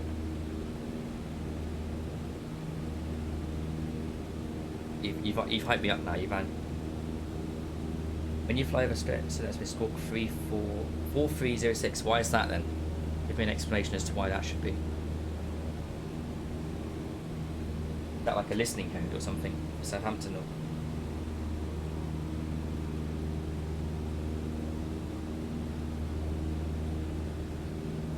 not even sure what lens to stolen airspace on this one, because I was thinking of like hanging a sort of a left over towards the Isle of Wight, covering like Cowes and Ryde, and then going back inland towards Popham after that. It's a squawk code everyone is given when departing Sonnet. Oh, okay, interesting. Well, we're not departing Sonnet though, are we? We're flying over it, so I don't know. You can still do it. You can do it out of like tribute if you want, but I don't know how much it applies. That's the thing. I'm hoping Xbox will support proper stick. Well, they've said that, haven't they? Turtle Beach are making a yoke control as well as a throttle quadrant built into it, so that will be interesting to see how it looks when it released and if it's any good. But I think they have definitely said that the on the new Xbox you can plug in like a Logitech flight yoke into it and it should work out what's going on with any luck. Anyways, we're nearly there. We're nearly there. Coming up on Brighton airspace now, so we need to hazard a right turn at some point along here and then get ready to come back in on runway 20, coming in from the north, heading south into the headwind. Although of course we can check the windsock promoting and overhead joint if that's what's easier for people. I mean the sticker in the C42 had Sonnet radar and beam of radar Sport 2. Oh, okay, that's pretty cool. I never knew that it was a swap code for leaving a little tiny airport like so. No, I thought it would just be like 7,000 and off you go. The more you know, the more you know. Anyway, policeman's behind me now, or in front of me. Smiley's still behind me, and then I've also got Tui and Mr. Airbus is quite a way ahead now. That's all good. And as I say, for anyone who's just joining us, feel free to join in. We're going to be at Shoreham Airport any second now, EGHP, or Brighton City Airport, depending on what you want to call it. And we're all going to land there and then take about a 10-minute break just to get a cup of tea, get some more fluids, a toilet break, and then we'll carry on for the final leg towards Shoreham. As we come over now, the beautiful Brighton City Pier, Brighton Palace Pier. I've never been on it, but it looks amazing, doesn't it? What? And I think SO did a really good job of modelling that as well. Looks really good. Right then, here's the i360. Over that we go. Not to hit it.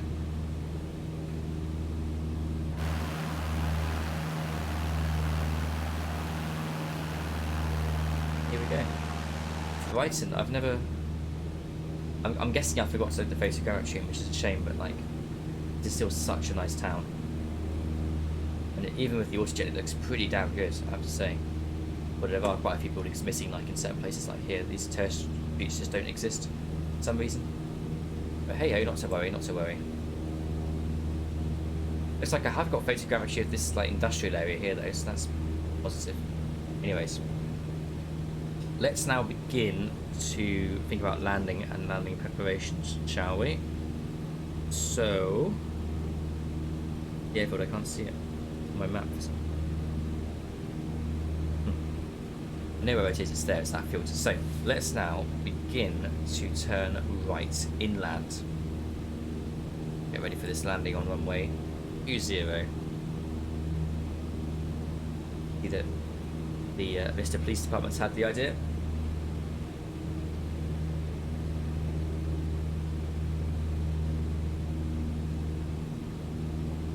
Yeah, I suppose it's photogrammetry.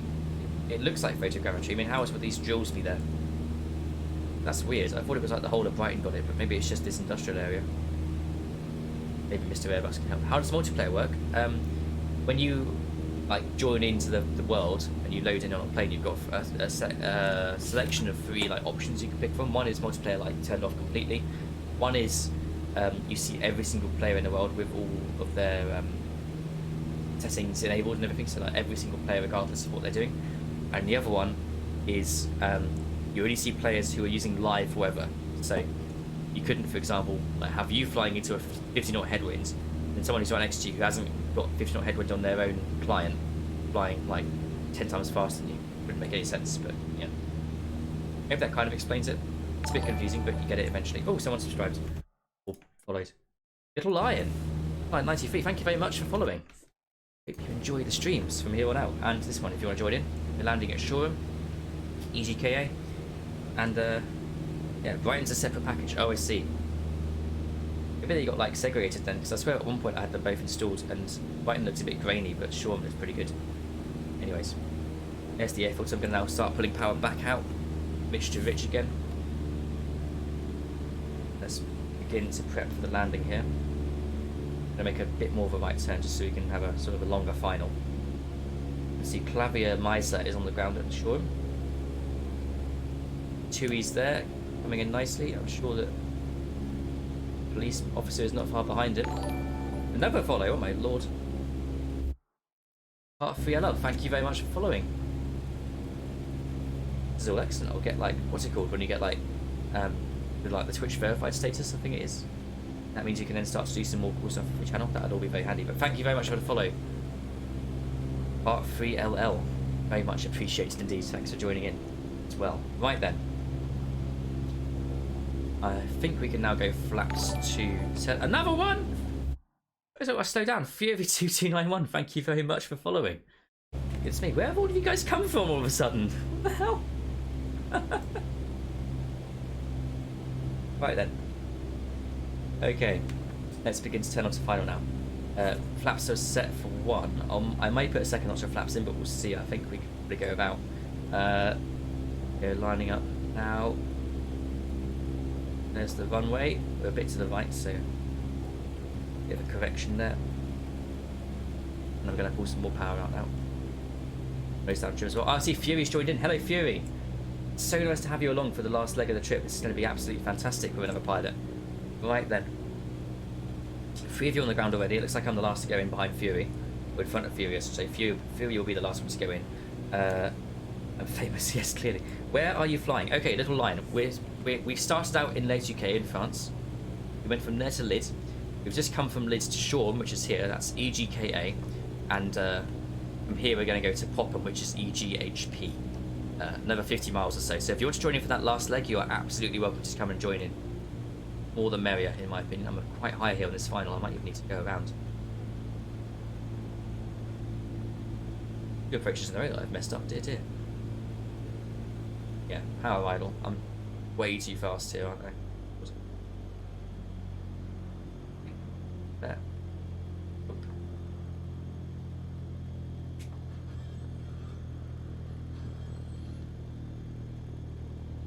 You know, I'm almost too short for going around. Oh dear. Oh dear, I overcooked that approach. Right. The PC would be a miracle. Upon the play along at those settings. We'll see. Let's find out. If you've got the game installed, just boot it up and have a go, I say. You don't know until you try, do you? Right then. Out over here. I believe it's a right-hand circuit if you know a missed approach here, so 300 feet, let's begin turning right. We're heading 290. Thank you all so much. Little Lion, Cards and Fury for the follows. That is very much appreciated indeed. I don't know how to repay you, other than to say you're more than welcome to join in on a group flight and stick around for some surprises later in the stream. Anyways, the next right turn for the downwind leg. Heading will be 020. Like smiley rose there, going to come in for final. Go straighten out here. Pull the power back to about half maybe. Where's Fury? I'm guessing he's over there. Oh no, Fury's landed, excellent. Well done, Fury. Good job getting it on the ground. You're hoping the surprise is the Just Flight PA28 release. Now, unfortunately I don't have a contact at Just Flight, so I can rule that out. Unless Just Flight just get the timing impeccable, then that is not what I had in mind, but there is something maybe just as good coming. You'll see, you'll see.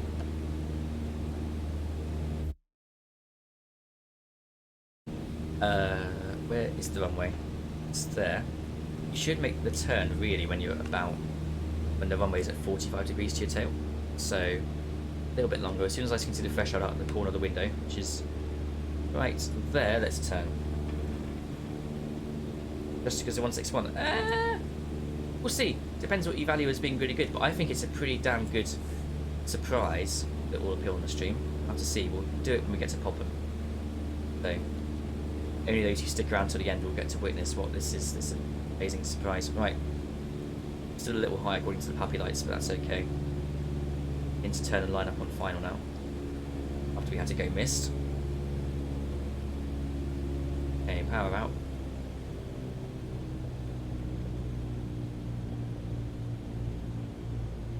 Come down now on very low revs. The nose up, so the speed should begin to drop.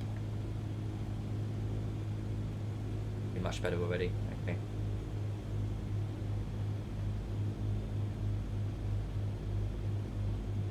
Knots, looking good. Go to flaps 2.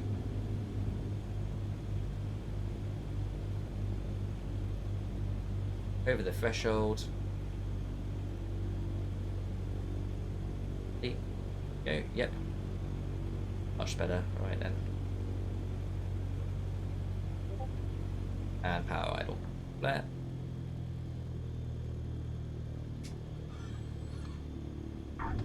There we go. Lovely. Okay, sorry about that, everyone. The plan was definitely not to go missed, but fortunately I overcooked my approach and came in way too fast. Flaps can go back up, and we will taxi to the end and then turn off on the concrete rather than going across the grass, I think.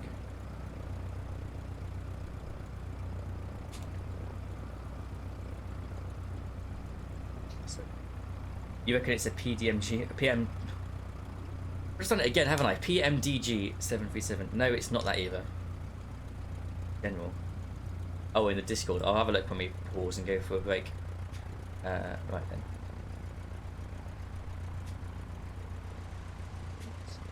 Yeah. Okay. Taxi down to the end.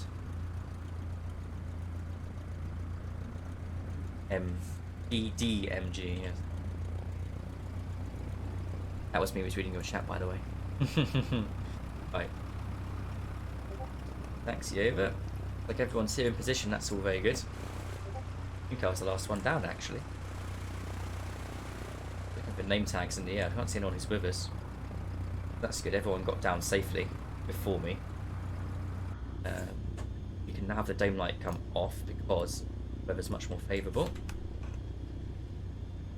So at Shoreham, of course there were freeware and payware options for Shoreham Airport. I happen to use the freeware just because I'm not paying for something that I can get for free. And although it's not like maybe 100%, it does look pretty damn good as someone who's flown here in real life as well. So I can vouch for its accuracy, vouch for it looking pretty decent for something that cost me £0 and 0 pennies. So yes, highly recommend freeware if you haven't got it already. Fury, oh, you're in a caravan. Nice, okay. Let's turn off here into the apron. Whoop.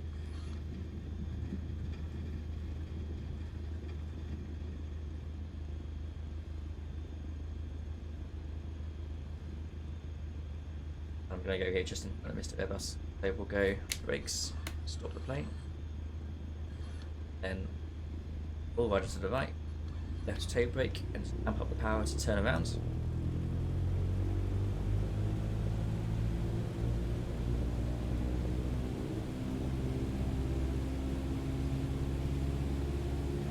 There we go. Okay,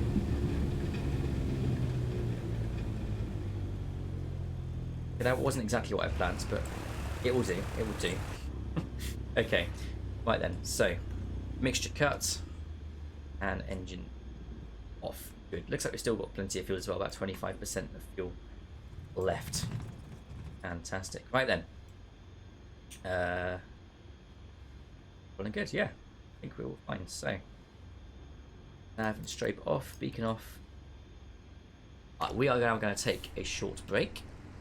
Going to go make a cup of tea.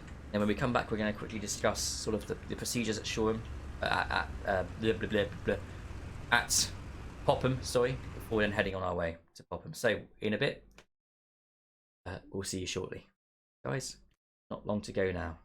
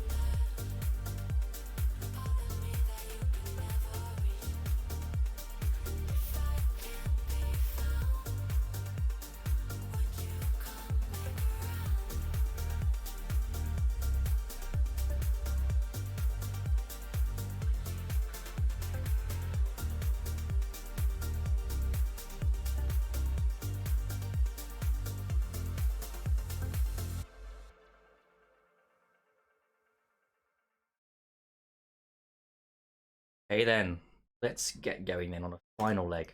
Whoops, there we go. Correct screen, I hope. 9 viewers.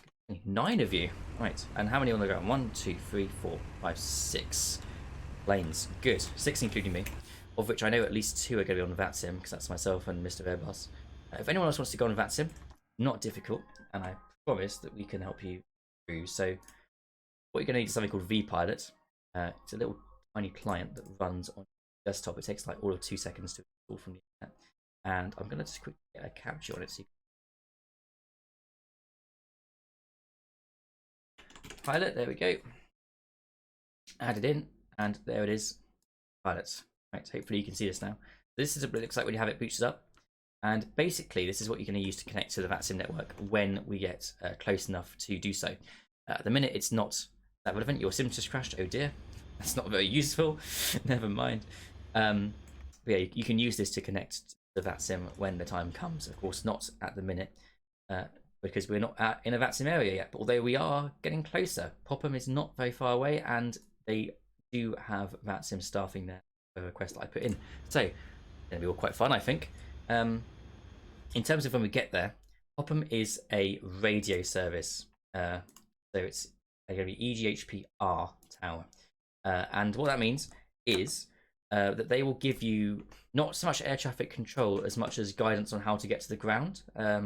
So, for example, rather than telling you you're cleared to land, he will say, runway is clear, these are the winds, land at your discretion, essentially.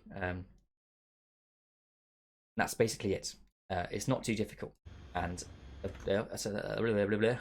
voice, using my words, what you might need to do when we get there is he might ask for certain information about the aircraft. So let me put a Word document here and show you how I will present that information. Let's get another window capture in. Goodness me, there's a lot of them now. Window capture, add source, new, Microsoft Word. Right, move it out of the way so you can still see me. There we go. So the phrase you want to remember is tiara. 4 R's. Okay. T is for type. In my case, that's going to be a Cessna 152. I is for airfield information. So if you were listening to the ATIS frequency, you would have the airfield information. But let's say that either there isn't one published, or like in our case for Popham, there is no ATIS because it's just a tiny little airfield. So you'll just say local meta, and you'll check what the local meta was. A is for altitude. So whatever altitude we're at the time, I'm going to guess that it'll be around 1500 feet. Than that. Then routing. R is for routing. Then we're going from EGKA, which is Sean, to EGHP, which is Popham. R again for routing, brackets POS. That's current position. So you could say, like, I don't know, 5 NM, 5 nautical miles from field south, let's say. Then R again, one more time, for rules. In our case, that's going to be VFR. Then you wait. Oh, actually, no, it's one more R. Sorry, I forgot the other R. One more R is request. It's what you want. Say, to land, or in our case, we might do a few circuits. Then you'd wait. And then the A is, well, it would usually mean approval. But in our case, there's not going to be any approval because it's not a request that needs approval because it's a flight radio service. It will just be the read back in this case. We need to take note of what he says and read it back to make sure. So that's how you do a TR check. That's how we're going to speak to ATC. Join us on FSX with VPilot. Can you? Hang on, I'm a bit confused. I didn't know that. Oh, of course you can. Yeah, of course, because you can do the flight in FSX, but as long as you've got VPilot running, you'll show in my client. That's a good point. I didn't think of that. Thanks, Mr. Airbus. So yeah, that's how I'm going to speak to ATC. I'm going to leave it up as we get closer, so you can see sort of what we're planning to do here. Meantime, let's get rid of it and let's go back to the stream. Are we all here? I think so. If you're planning to use VATSIM, do give me a ding in the chat just so we can get an idea of numbers and what to expect. Anyways, for now though, we've got a warm engine, so your mixture can go to full. And we can start. We need to prime the engine. There's still gas in the cylinders. let's just let it run in idle for a minute or two.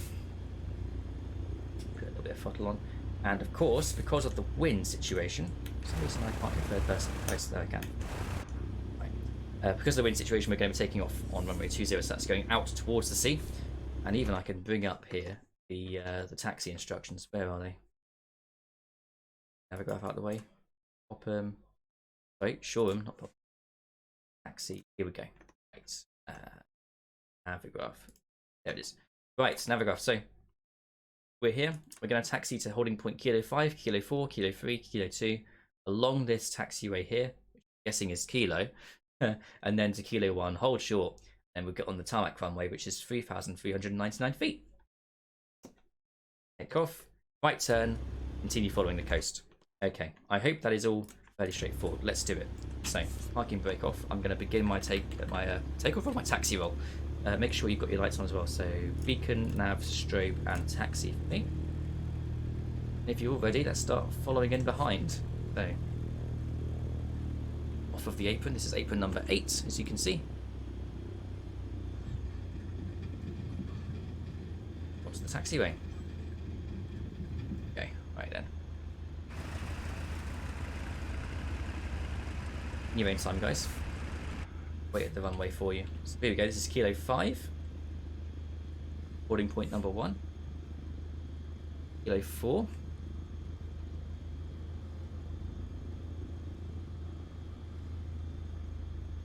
Make a left turn here around the crane. Around the other grass runway here at Shoreham, which is just there. Past Kilo 3. There's the grass runway. Or is that a taxiway? It's one of these strips of grass. It left on the taxiway here, never mind. Here we go. Straighten up. Have we got planes following? Yes, we do. We've got Smiley Bow, we've got Fury, we've got Touquet. It's like everyone's in the business. Make sure before you're taking off, if you're using V-Pilot, let's go connect here.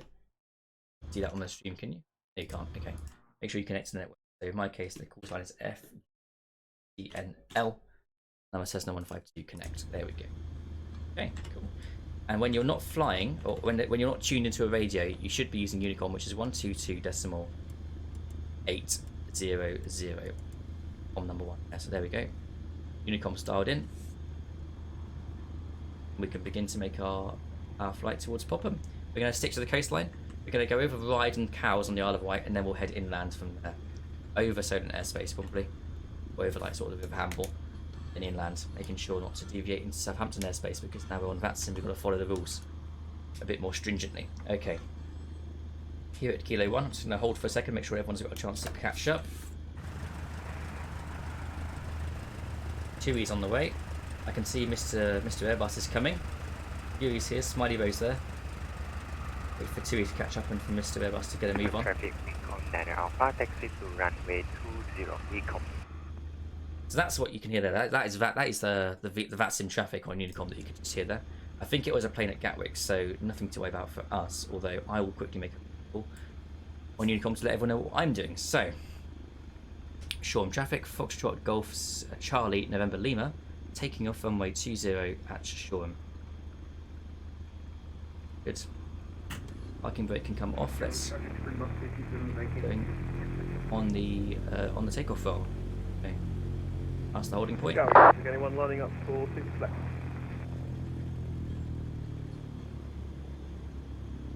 Here we go. Right. There's the runway.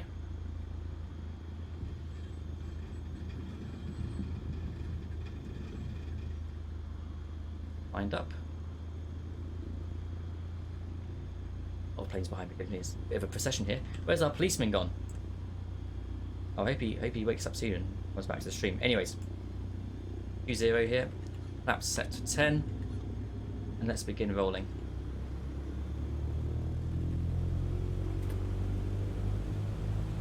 Okay. That's nearly full power, 75%. Full power, airspeed's alive. 40 knots. 50 knots, 55, rotate, and I'm flying.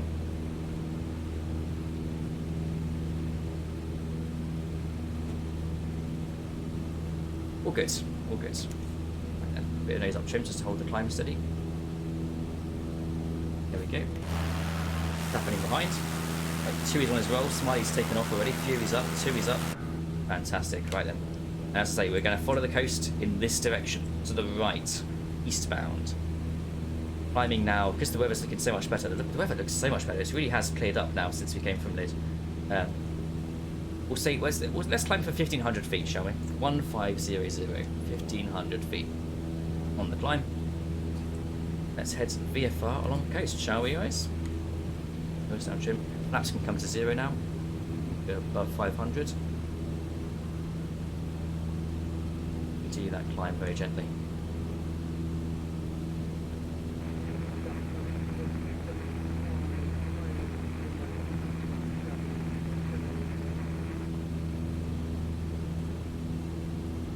Already see on my list of frequencies. Look, here it is. EGHP R Tau. That is our Popham controller. When we get there, we'll have to give him a thank you for doing this for us. It's very generous of him.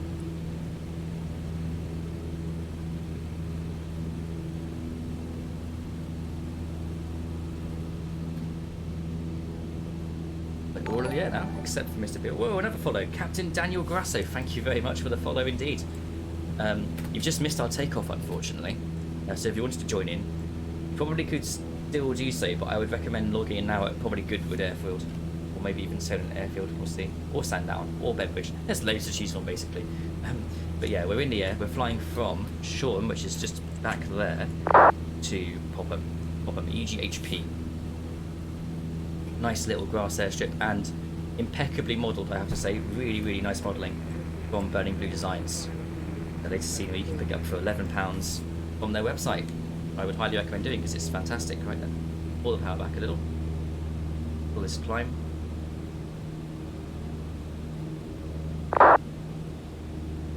Okay. I sort of keep it straight and level, 1,500 feet. Okay. Looking pretty good. Good, nice and steady. There we go. Nice. Okay. A bit more. Nose down trim. Yes. Okay, I think I'm now trimmed and steady, so let's have a look behind. Smiley's there, we've got Touquet. Mr. Airbus is there. And I've lost track of the other ones. Where's Fury gone? Where's gone Fury? I've lost you. Oh look.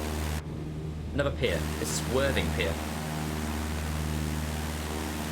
So that's nice to have in. Worthing Pier. Good little landmark. And of course this is all still photogrammetry. This is where the photogrammetry actually ends here, I believe. So say goodbye to photogrammetry at that line, unfortunately, but there you go. It's not too badly blended then, actually. Like, if I wasn't looking for that line, I wouldn't notice it, but now it is quite obvious now you look at it, like that's where clearly where the photogrammetry ends at Worthing. Never mind. Never mind. Anyways, we're still loading. Oh dear. Anyway, when I send that TR document, what I'll do is I will paste the contents of the TR document into Discord for you. So let's see. And paste. So that contents of that document is now in the Burning Blue Design Discord server, which if you're not a part of, I have to recommend again joining their Discord server. It's a great community. I'm quite active in it. So is Mr. Airbus, and a couple of other people who are on the stream now, I believe. Some of which couldn't be here today, unfortunately, because of various reasons. But it's good to have everyone along. All 11 viewers. Wow, that's a lot of people. 270 views total cumulative over the stream. 25 followers. This is looking really good. Thank you so much, guys. I cannot. Like, seriously can't thank you enough for all the follows. It's been a really, really good stream. I'm having a lot of fun here. Right then. Is it Captain Daniel or Captain Danielle? Maybe it's Daniel E. Grasso. I don't want to make assumptions about gender and whatnot, but there we go. Tui's there, Smiley Base there. Still got the policeman on the ground. Spill's there. To Airbus. Very good. Okay. So I've come a bit up, and we're at 1,600 feet now, so I'm going to boost down a little more to make sure we're not going over what I said we would. As we're now past Worthing, coming on towards Bognor Regis. On this last leg. It should be a lot of fun, and now the clouds have really gone away and the weather's cleared up. It's looking much, much nicer, isn't it? Much nicer. Our VATSIM contact is waiting eagerly at Popham to receive us, so that'll be a lot of fun. Do a couple of circuits there on the network.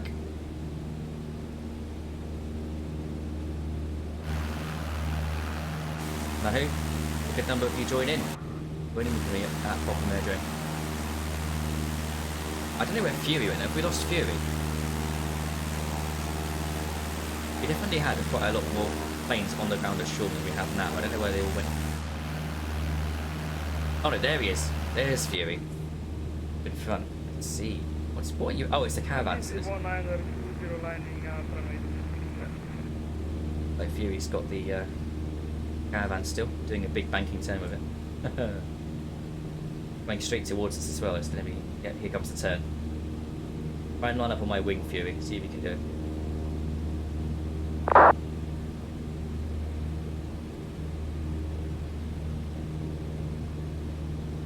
Look at that. That's so cool to watch as well from the cockpit of the plane. Anyways, one of the things I did do when I went and had my breakfast was get myself a cup of tea, so cheers to all of you. It's so nice. Especially on like a sort of colder day like this. Very nice to have that cup of tea. Okay. So, we're past Worthing. Next town really on the way is Bognor Regis here. Bognor Regis, so.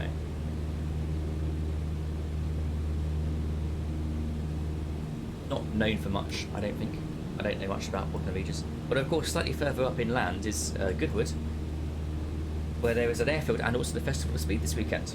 Very nice. There's 2 Spitfires on display there, as well as the blades. I'm told.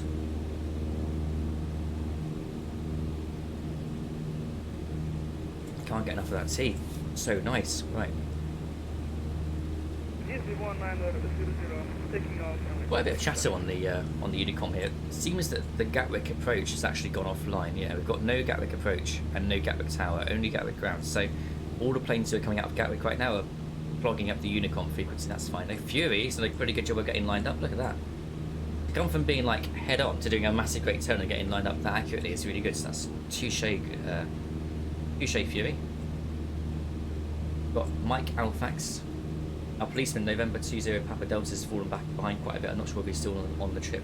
Smiley's here, Tui's here, Mr. Airbus is here. Excellent. Plenty of pilots for this final leg.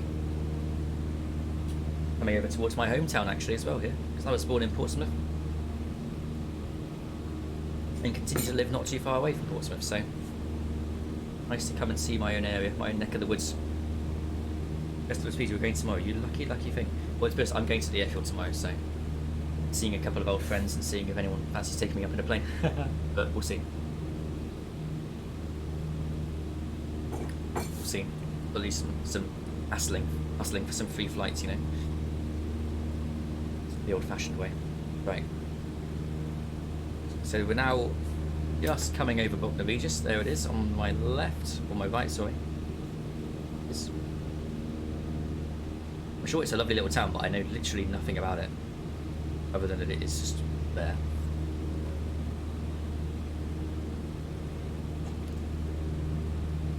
Yes. What's everyone doing with the rest of their Saturday then after this stream is done? I think I am going to... Oh, that's just the EasyJet telling us that he's airborne. Cool. I think I am going to probably do a little bit more flying after the stream. I might even fly back from Popham to another airstrip, so we'll see. Keep an eye on the Berlin People Discord if you want to join in on that one. And of course I've got to sort out the big surprise at Popham when we get there. Any guesses yet on what that could be? I'm kind of keen to see if anyone thinks they've got a good guess as to what could happen.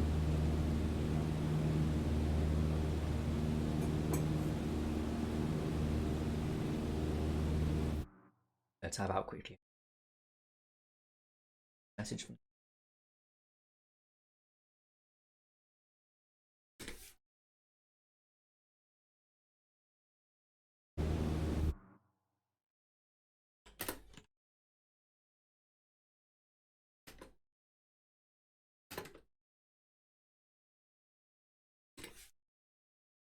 Bear with.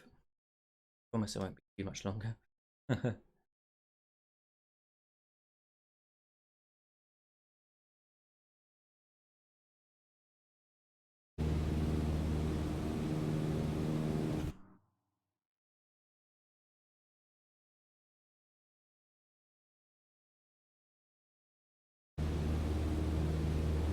Good. Just doing a bit of quick checking of something, but I'm back in the cockpit now. I have guesses, but I only have stupid guesses. Well, I want to hear the stupid guesses then. Let's hear them.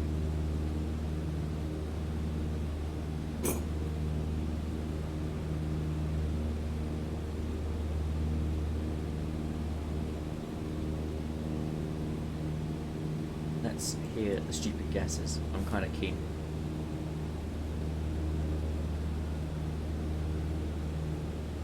And I hope that everyone is still looking out the window very carefully to take note of what we're flying past, because as I say, it will be useful later for certain reasons.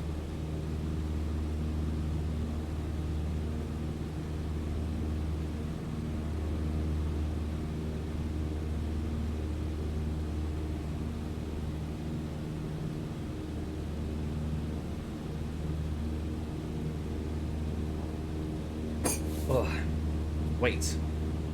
Certain reasons. What? What do you reckon? I am keen to see, because I've been teasing it all week, but I don't want to give it away as to what could be going on. We'll cut inland here. Let's not go over this little peninsula because it's going to waste us time.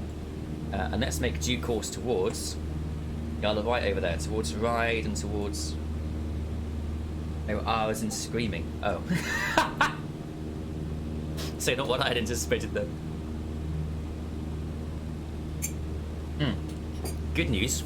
Gatwick Approach is back online, so all those planes who are clogging up the Unicom frequency are now going to go and talk to Gatwick Approach instead. And that's good news for me. It means less people to kind of annoy things and frustrate the listening process on VATSIM when we get towards Popham, which is now really not far away. We're getting ever closer, ever closer. And my already sit.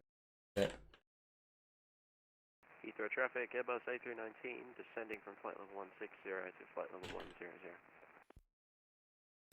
5 minutes to the right, then heading to Popham.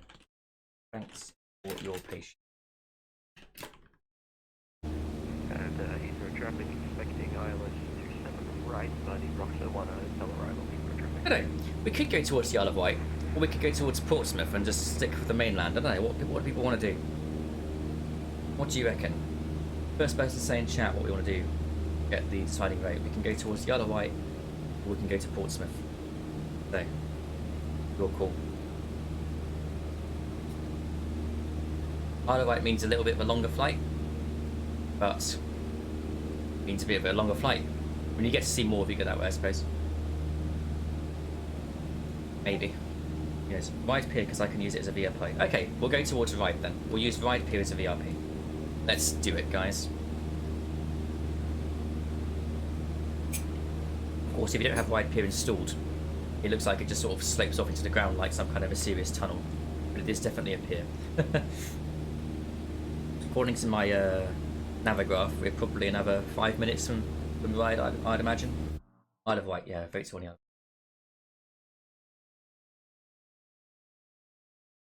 VATSIM controller's still very happy with us. He says that's no problem, so we're definitely going to get him when we get towards Popham. We used Ryde Pier, then Cowshot. What's actually at Cowshot? Is that where the smokestacks are for Fawley Power Station? I always thought that was what was there. But I thought if that's the case, then why didn't they just call it Fawley and not Cowshot? No idea.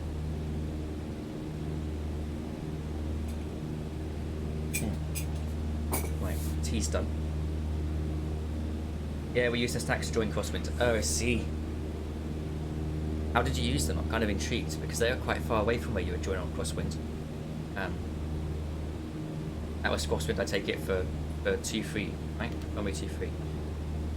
But like, where do you position them in reference to other things that are out the window, I suppose, is the question.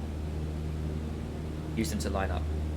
Okay, but like, I'm not doubting you. I'm making reasons how you did it, because like, did you fly straight towards them, or did you use them in reference to another point? Because then surely you've got no like cross referencing. I don't know. Would be cool if someone put them in though, because at the moment there's nothing there, which is a bit of a disappointment. How are we all doing behind? Making good progress. Hey, Fury's still with us. Mr. Evans is still with us. Chewie's still with us. Smallbo's still with us. Lots of people joining in. This is fantastic. Not much further now to the Isle of Wight, I hope.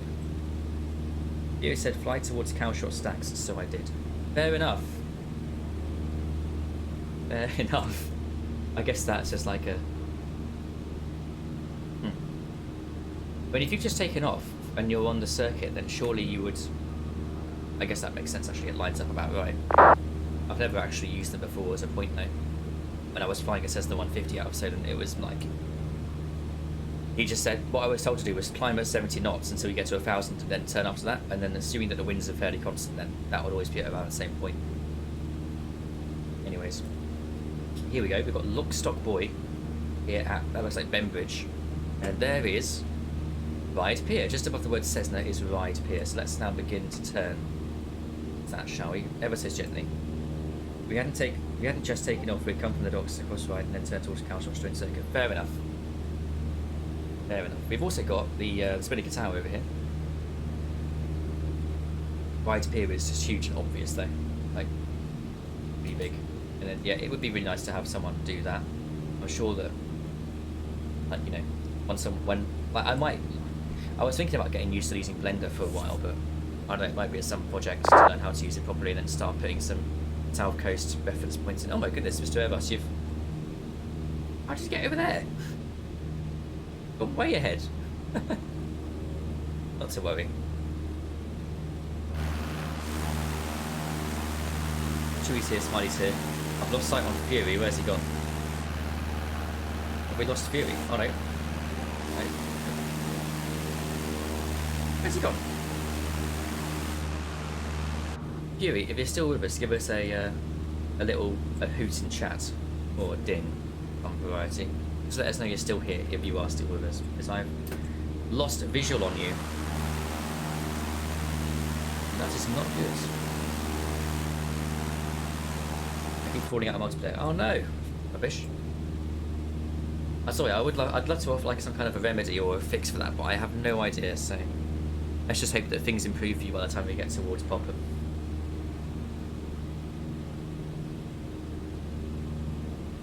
Anyways, here we go. Nearly at the Isle of Wight now. It's been quite a nice flight so far. Pretty scenic. Now we've got the weather on our side and there's no horrible rain. We've got Lockstock Boy taking off out of Bembridge. I wonder if he's actually with us or if he's just flying out of Bembridge for the hell of it. No idea. But I'm hoping he's with us. The more the merrier, as I say. Absolutely true in every scenario. Anyways. Coming up now on Ryde. Keeping an eye out on what's going on over there. Looks like Mr. Airbus here is going over to join him or say hello or something. Whoever Lockstock Boy is, he's definitely flying towards us. Lockstock Boy, if you're in the chat, do put something in and say hello, because I'd love to hear from you. Ah, I've got Fury back. Fury's here. Right. The multiplayer has kicked in once again. That's good. Right then. It just occurred to me I never turned off my taxi light. That's a bit embarrassing. Right. Going long route as I'm fast. That's fair enough. You are in quite a speedy plane. I mean, I'm cruising along here at 1,500 feet at 100 knots indicated. So, yeah, a Cap 10 is always going to beat that, isn't it? Unless you, like, pull the throttle right back and cruise really slowly. But still, this is really good even with the deviations. Anyway, here we are. Ryde, and there is the lovely Ryde Pier, a freeware that I installed from Flight Sim TO. Links are in the Burning Blue Discord server if anyone wants to have a look at it. Or you can just type it into Flight Sim TO and find Ryde Pier. It's not difficult, I hope. But yeah, that's showing. Worthing Pier is showing, but Dover Pier, well, no, not Dover Pier, Hastings Pier didn't show up for some reason on my end. Anyway, so that's another pier. We've quite a few now, haven't we?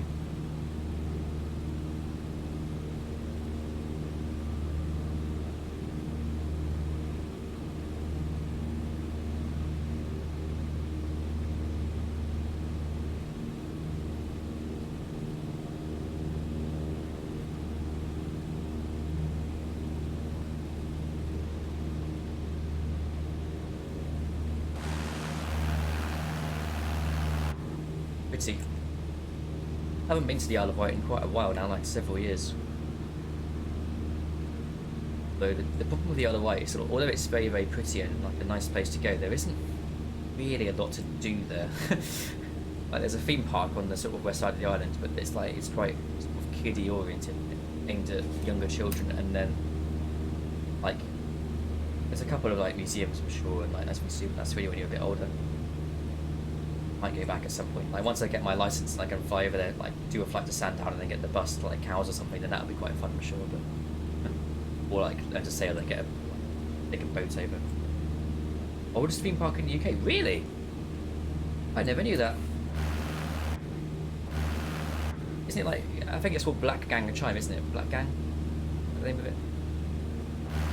Pretty fun fact. Anyway, here's right here. I'm pretty sure it's like one of the oldest railways in the UK, isn't it? Like, it's a pretty narrow railway, like double O gauge or something. I've no idea what that means. I'm not a railway person. I don't know what the terms mean, but still. It's got a nice little railway track that takes you from one end to the other. And I'm pretty sure it also runs inland up to like somewhere in Sandown, I believe. It's still pretty cool. You get like, you have the pier that you walk along to get from the boat, or you have the option of taking the train. Black Gang and Chine, yeah. There it is. Really nicely done. I don't know who the name of the designer who made that freeware, but it's really, really nice in game. I can vouch for its accuracy, having been there once or twice in my time. Anyways, so that's right. Let's stick with the island until we get to Cowes, and then we'll begin to head back across the water in towards that's Lyon, Solent, and Mr. Airbus's favourite airport in the world, Solent.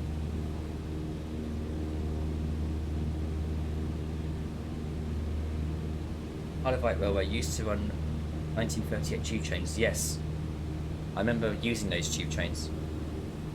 Absolutely, like tiny little things. And then now it runs 1978. Cool. I've been on the tube a lot. Because of course I used to live in London, so I used to use like pretty much every other day. I almost kind of miss it, although not in COVID times. I would not want to be using the tube during the middle of a pandemic. That sounds like absolutely awful. Even with a face mask, there's like zero ventilation on those damn trains.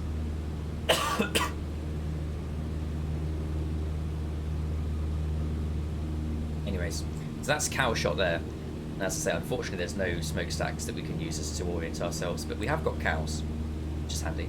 I would also really like someone to put like the needles lighthouse in and actually do the needles like rocks properly, because the way that like the rocks have been modelled in game, they look really, really daft and stupid. So that's disappointing, but hey ho, can't have it all. This is Cowes.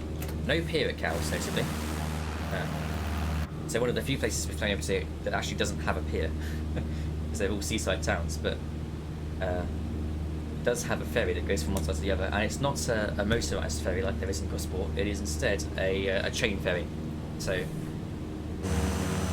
it's a chain that goes from one to the other. Who is this? Oh my lord! He's just popped back in and he's right on top of me. You're in the turbo prop 208, and then 2 below me's in the Beechcraft, so I'm in probably the slowest plane here, aren't I? Anyways, that's Cowes. Somewhere around here there's also Osborne House, I believe, but I have no idea where exactly it is, so you're guessing between like any one of these numerous like big country estates. Someone can do that in, like, do a nice freeway scenery with that as well at some point, I'm sure. Anyways, there goes Tui. There's Cowes. Pull this microphone a bit closer. There's Cowes. Haven't been there as well in multiple years, but there's a lovely pub down on the seafront right about here, I believe. They did some of the best cheesy chips I've ever had, so highly recommend that. Anyways, there's Mr. Airbus and the Captain, going to catch up and join behind us. Let's now take a right turn and head inland towards the Solent airfield, and also towards sort of Southampton airspace, I guess you would say.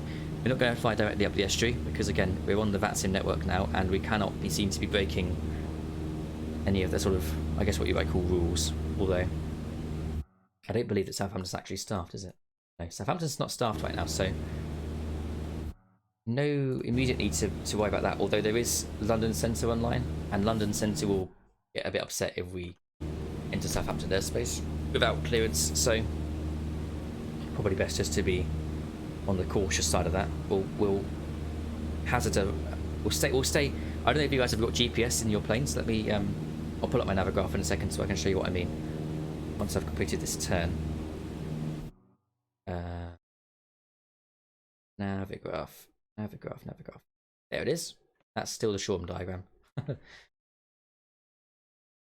Here we are. Right, that's Southampton airspace. So we're going to hold just to the right of this line here until we get to there, and then Popham's pretty much just to the north of that. So it's almost like flying in a straight line, dare I say it. So as long as we don't cross that line, as long as we don't enter that boundary, then we're going to be just fine. Let's get rid of navigograph now. EGHF cheesy chips, the cheesy chips are the cheesy chips. Really, I've not actually had them before, so they can go on my sort of list of things to try. Anyway, this is where cow shot should be. In fact, that's the power station there. There's just no smokestack. And of course, all of this as well. These are all like loads of smokestacks here, so that needs doing. Have them now. Oh, okay. I don't know about this particular second. I'm not there, but maybe after the flight. Maybe after the stream. Leave MSFS and go to. I don't know. We'll see. I'll hang it. I'll give it a miss just for a second. Anyway. Make sure you're staying to the right of that line. Don't enter Southampton airspace by accident as we come now over this area. This is like a lovely place to walk the dog. I've been here to walk the dog a few times. Along this like path here. There's a parking, like a car park there, and you walk along these fields through down here, back along the seafront and up around. Really nice little scenic location for walk. That's a nature reserve. And next to it you have Solent Airport over there. So that's all happy days. And when I flew to Popham for the first ever time from Solent Airport, we did it, this is pretty much this exact flight plan. So we didn't want to upset Southampton Tower. We didn't want to enter their airspace right away because I was still quite inexperienced with that kind of thing. So we just stayed to the right of his airspace the entire time, and then landed at Popham without having to go through any ATC restrictions. And then on the way back we went through Southampton airspace, but didn't do it on the way there. So there you go, fun fact. In fact, I'm pretty sure this guy, Musical6, I think he's actually at Southampton Airport right now. Well, that is Southampton Airport, yeah. So that's the airfield. We're now trying to stay clear of that, essentially. The one we're heading there is 20 or 020. So as long as we're keeping 020 on the compass, we should be staying well clear. How's the convoy behind looking? Pretty good. Fury's here, Smiley's there, Two's there. I've lost Mr. Airbus. Where's he gone? Where has he gone?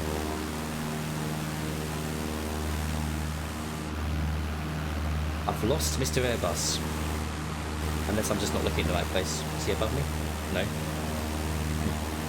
Weird. Anyways. I think we're all doing a really good job, actually.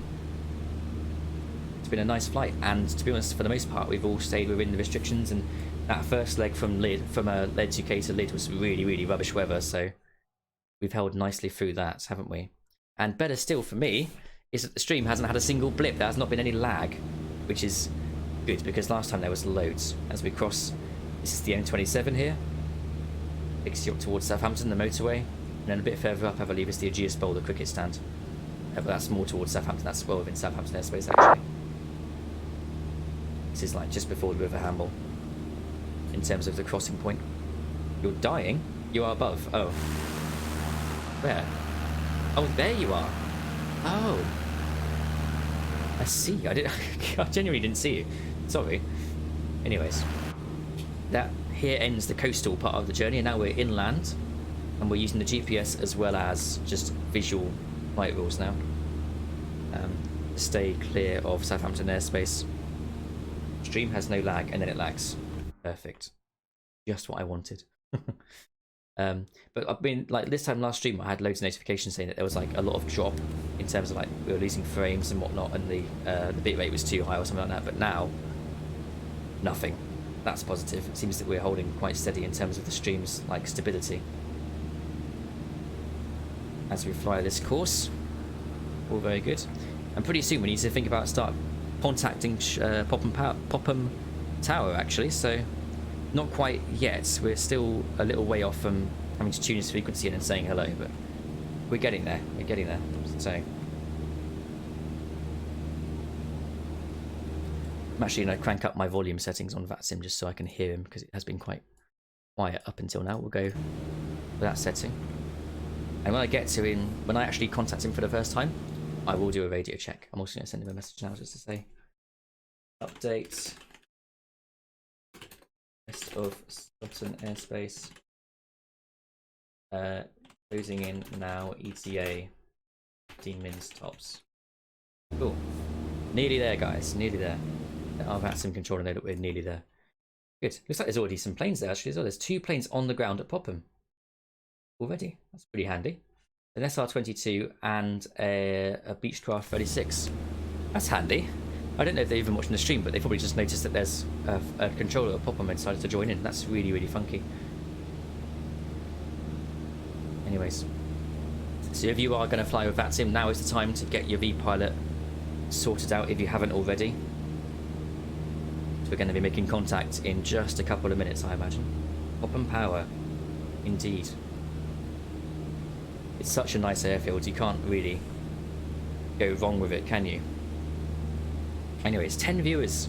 Thank you if you're watching. Thank you if you're flying especially as well. It's so nice to have everyone along for this route flight. I'm sure it won't be too long until we do another one as well.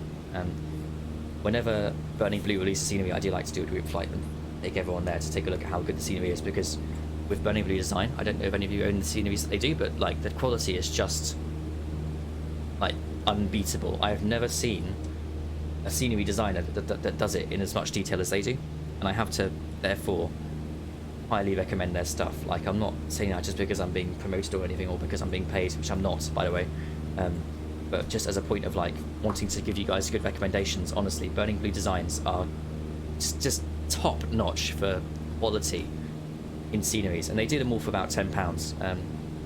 So you know, if you like flying a lot of little GA planes and really enjoy that kind of flying, I don't think they're really matched by anyone, to be honest, or at least not any other scenery studio that I've seen so far. We're in 2 out of the 6 BB designs, and we're voting to own all of them. They are so good. Well, that's good to hear. Which 2 are they? I know you've got Popham, but what's the other one, Mr. Airbus?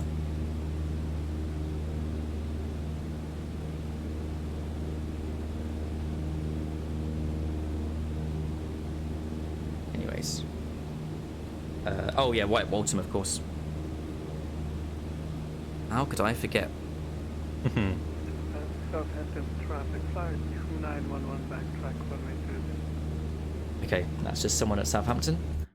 So we'll acknowledge that. I'll crank up my volume a bit because he was really quiet on the video there. And it's around about now that I'm going to start thinking about contacting Popham. Maybe not quite yet, but we're getting close to that point. And also, of course, because there's other VATSIM traffic on the ground there, good to give him a radio call to let him know that we're going to be joining either overhead or dead side, which is the common practice. I think we'll do an overhead join just so we can take note of what the T and the windsock is pointing to in terms of the runway, although I'm sure he'll provide that information anyway. And then we'll prepare to do a circuit on that given runway. So, nearly there now. Nearly there, guys. It's going to get quite exciting now. Ooh. How are you all feeling? Nervous? Excited? I don't know, I'm looking really forward to it. I think it's going to be great fun going on VATSIM here and doing it with the controller. It's like one of the best parts of the stream.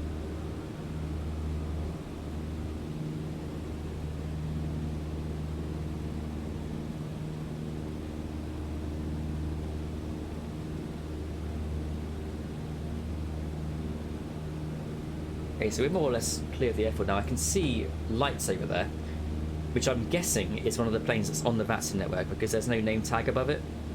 So if I was to take a guess, he's probably one of the planes that's actually flying out of Popham right now, because he's at about the right direction. 2911 takeoff from 02 to south. Definitely someone taking off in Southampton there. Southampton traffic, Iberia 353 climbing to flight level 370, Southampton. I don't think we need to really give them a notification because we're not actually in Southampton airspace. We're near it, but we're not in it, so no need for us to actually say anything on the radio and let them know that we're here. Okay, we are now clear of the biggest part of the Solent controlled airspace, so we can begin to now hang a left and head in towards Popham. In terms of things that we can look out for to help us get there, there's not really much. I would just continue to follow your GPS, honestly, if I were you guys. So track probably about 350 degrees, maybe 345 to get there from here. So I'm going to begin making that left turn and tuning up Popham radio on my thing. So the frequency, if you're not familiar, is 129 decimal 800 800. Let's dial it in, and we'll switch from Unicom to Popham radio now as we're getting closer to his sort of bit of air. And I'll begin to prepare making the first radio call. So, as before, remember, we're going to use that tiara check. Let's fill it in, shall we? I'm going to go back to Word. So, type is a 152, the local METAR. We're at 1,500 feet, like I said we would. We're routing from Shoreham to Popham. We're about 5 miles south of the airfield at this point. Well, maybe we're a bit more than that, actually. We're probably about, I would say, 10 miles at this point. We're VFR, and we want to land a new circuits. And I've got my pencil here, just so I can write down anything that might need to be regurgitated over the radio, which means that I won't be able to follow Twitch chat for a little bit. So if I miss your message, I am sorry, but it is unfortunately how the cookie crumbles on these things. Right, so just wait a couple more minutes and then we'll make our first radio call. I'm going to leave the tiara thing up here just so you can see it. So when I'm making the call, you can see exactly how I'm like structuring it. I'm going to land without VATSIM because I feel I'm going to screw it up, but we'll probably load it up and do a few circuits after landing. That's cool. Once the stream's over, you can have another go when there's no pressure on you. But that's fine. Anyways, I'm going to make my first radio call now. So, Popham radio, good afternoon. Foxtrot Golf Charlie November Lima radio check. Foxtrot Charlie Golf November Lima, Popham radio, good afternoon. Readability 5. Thanks, Luigi 5x5. Also, Popham radio, Foxtrot Golf Charlie November Lima is a type Cessna 152 with local METAR, altitude 1,500 feet, QNH 1016. Routing from Shoreham to Popham, requesting airfield information. Foxtrot November Lima, it's runway 26, right hand circuit, QFE 997 hectopascals, report overhead. 26 right, visual circuits, QFE 997, and we'll report overhead for that's Foxtrot Golf Charlie November Lima. Cool. So QFE is 997, let's start that in 997. Much lower than I thought it'd be. There we go. So actually more like 1,000 feet right now. There we go. But what QFE means is that so now, rather than this is not altitude above sea level, but altitude above the actual ground.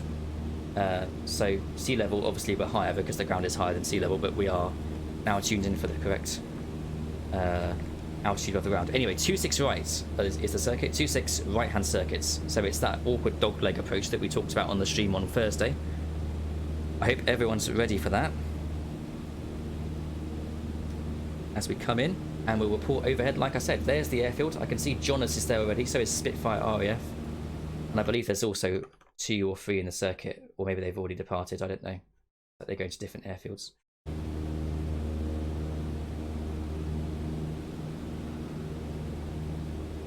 There's definitely some traffic down there.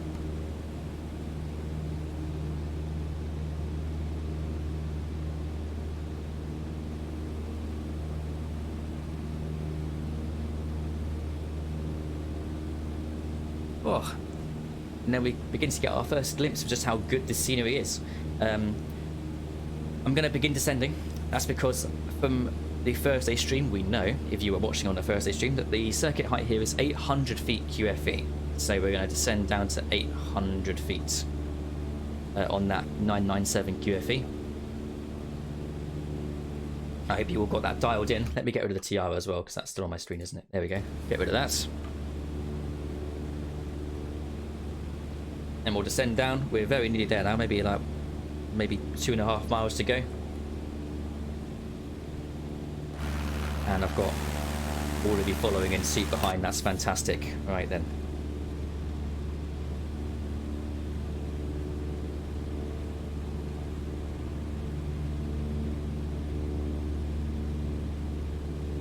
Okay, there it is.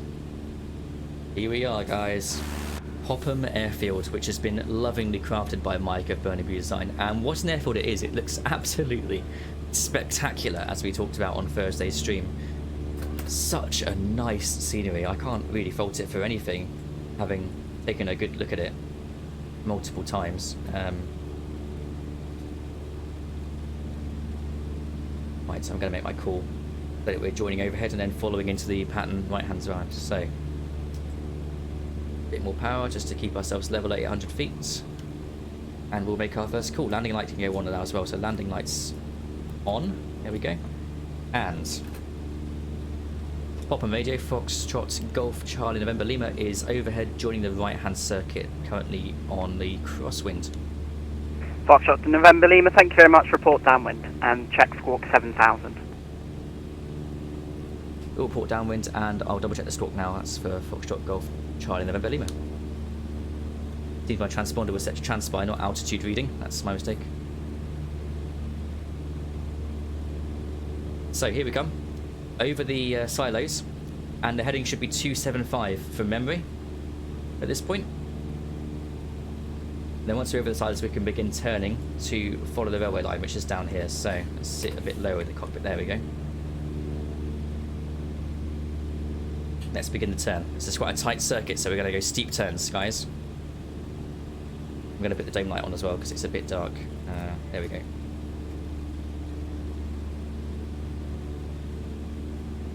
Okay. And begin to turn, level it off.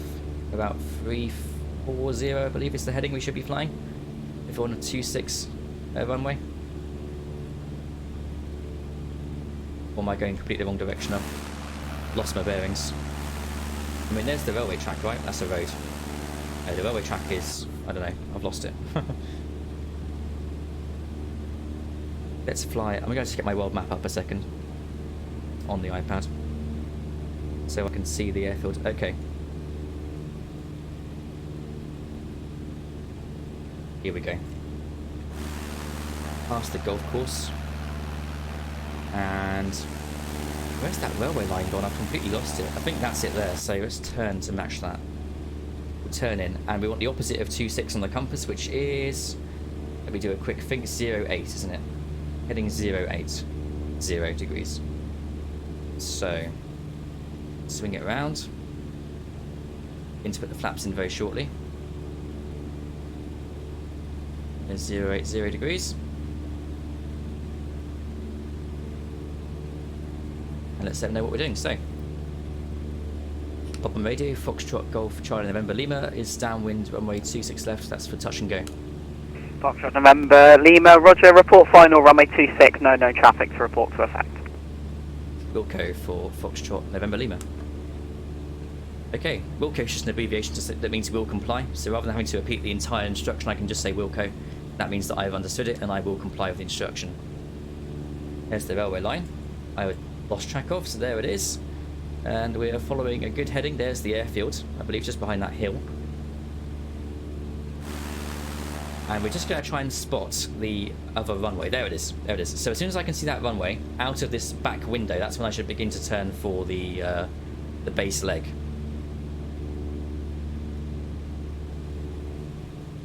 Any second, because it's quite a tight turn as soon as you spot it. Let's see. Can I get the camera back? No, I can't. Spitfire RAF is down there. Maintain level. Level flights. Where's the runway? I'm looking. There it is. Right, turn. Let's go. So we were at 080. Now we're going to be on 170. The heading. And begin to pull the power out now as we start descending. There we are. 170. Power can come right out now. I need to put flaps in now.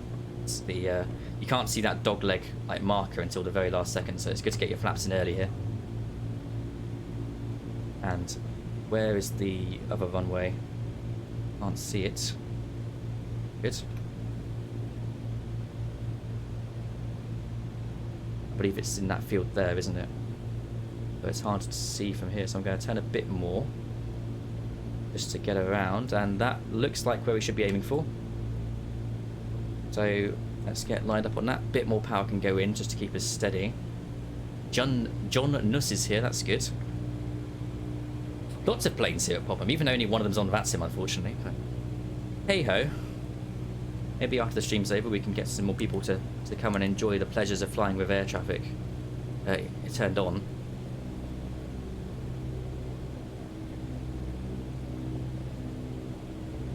Low on fuel. Oh no. I mean, I'm pretty low on fuel as well, actually. Let me think.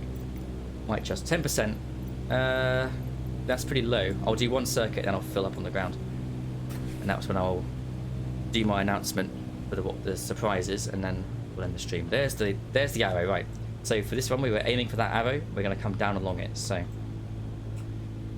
Popham radio, Foxtrot, November Lima on final 26 to touch and go. Foxtrot November Lima, roger, the runway is clear, instant wind 050 degrees, 2 knots. Copy.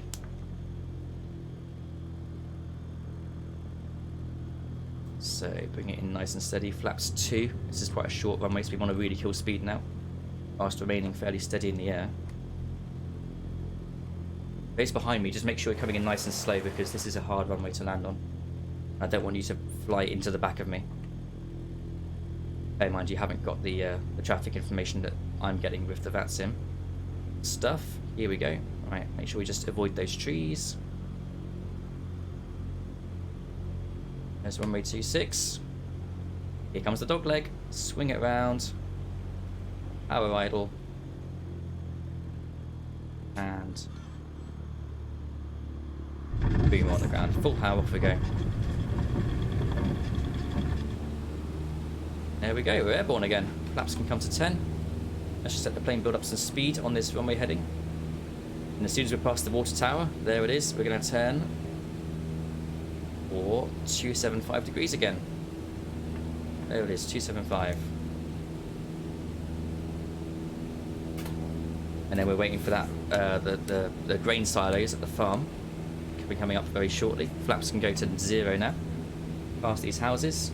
There's the railway line, and there's the grain silos, or the farmyard complex, rather, I should say. So let's turn now for heading.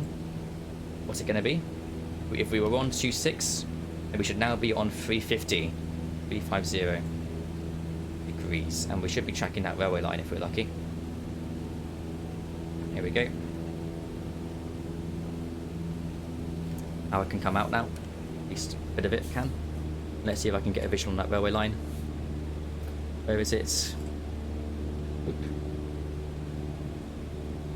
For some reason, like, despite being an obvious thing like a railway line, it's so hard to spot it.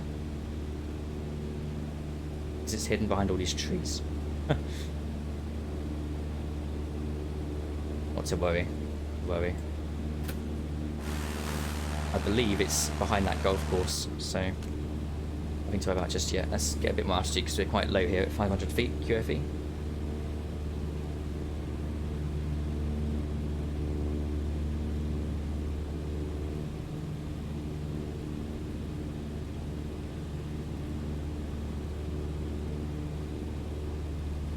Okay, let's begin thinking about turning for downwinds. There we go. It's hazard to right.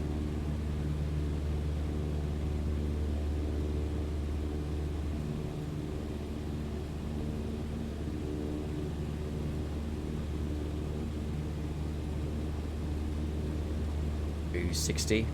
There we go. On to 080 degrees. There's Fury ahead of me. Very nice. There's another airfield up there. I'm guessing that's RAF. I don't know what the one's called. Is it Middle Wallop? I forget the names of the RAF bases, but it's one of them. Anyways, put the stick back in. There we go. Let's let them know. Popham, Foxtrot, November Lima, downwind, 26 left. This time it will be a full stop landing. Foxtrot November Lima, roger, report final runway 26, no known traffic to report to effect. Wilco, Foxtrot, November Lima. Okay. So we're going to land here. I'll park up with all of you, quickly wrap up the stream, and then we'll go back in the air after the stream if anyone wants to.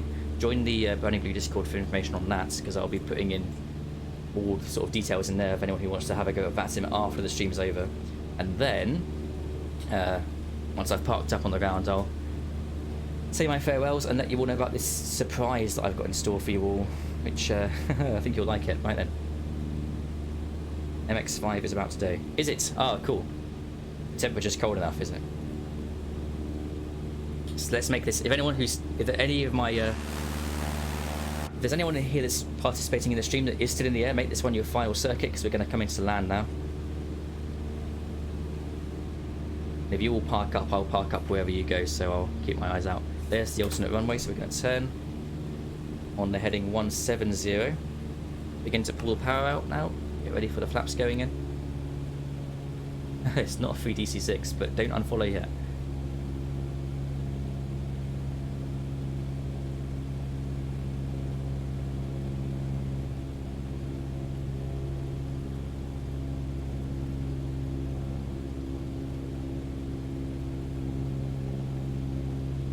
Okay, kind of hard to see with that strut in the way, but there's the field. Arrow is somewhere over there, so let's begin turn onto final. It's a much shallower turn now. Don't go yet, guys, it's not over. We haven't finished the stream yet. Right, then I can see Furies lining up.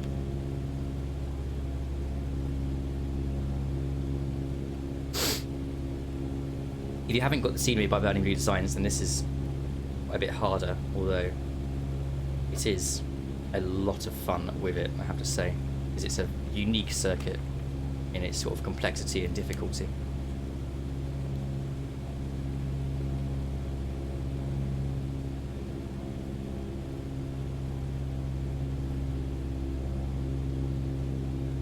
Okay, I'm a bit high. Right, let's go. Flaps 1. Pull the power out, slow the plane down. Let's get on. A good final. Can I see the arrow yet? Yes, I can. Okay. Popham radio, Foxtrot November Lima, final 26 to land. Foxtrot November Lima, roger. Instant wind 050 degrees, 2 knots, runway clear. Roger, thank you. I can see Fury's coming in. But he's not following that dogleg approach. I guess it's a bit harder if you haven't got the arrow. Or maybe he is actually, I can't tell. You're meant to, because this petrol garage here is a noise abatement area, you shouldn't be flying over it. You're meant to come over that arrow and then do this like last second dogleg onto the runway. But it is quite difficult, and if you're running default scenery then you'd never know that because the arrow is barely there. It's like quite difficult to spot it. Not to worry though. Coming in to land here.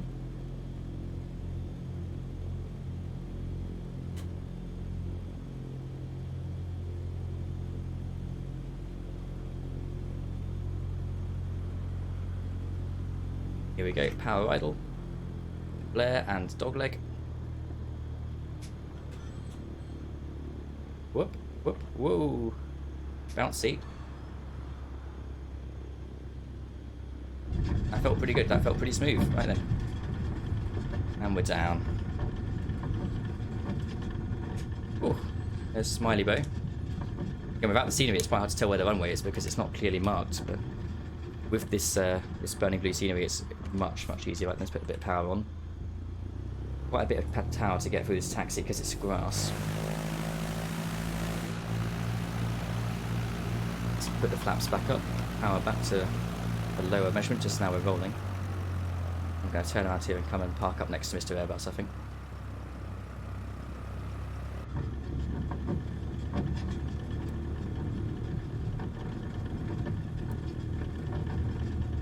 Foxtrot November Lima, cleared the runway. We're going to park up and get some more fuel and I'll be back on if you're planning on sticking around. Excellent. I should be around for another about 15 minutes. Cool, thanks Piers. See you in a bit. That's right. Right then, let's park up and get some more fuel and wrap up this stream. So, thank you so much to everyone who's watched and joined in. It's been a lot of fun. As you can see, Popham here in all of its splendour. Thanks to Burning Blue Designs, the scenery is just unparalleled for its quality. But I don't think I need to say too much about it because I've already done a stream about sort of looking at how just good it is. But this is really fantastic and I highly recommend buying it. Anyway, so let's park up here now. There we go, mixture cuts. And lights can come off.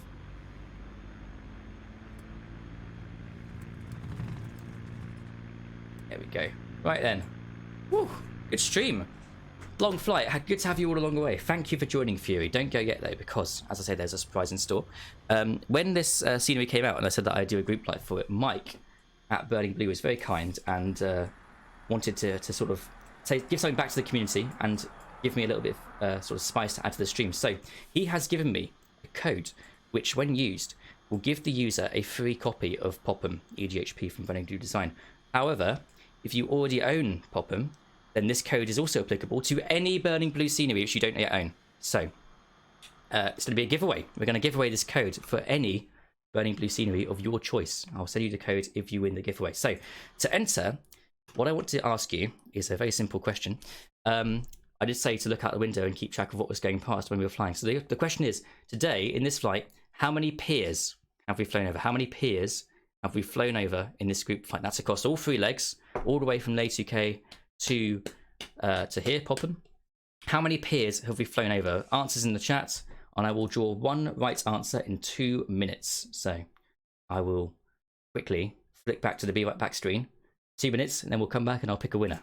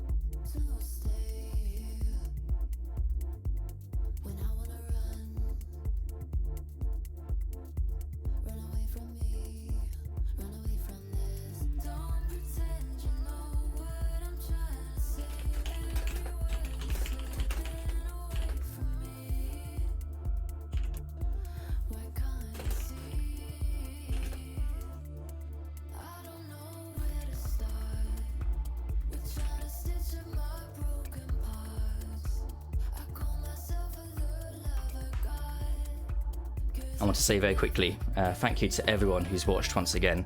If you're tuning out now, I hope to see you again shortly. We stream every Wednesday and every Saturday here on the stream, and also for those entering the competition, one of these piers didn't pop up on my stream for some reason. It didn't model, but it is meant to be there. So if you've been watching from the start, you'll hopefully know which pier that was. Take that into account with your guess.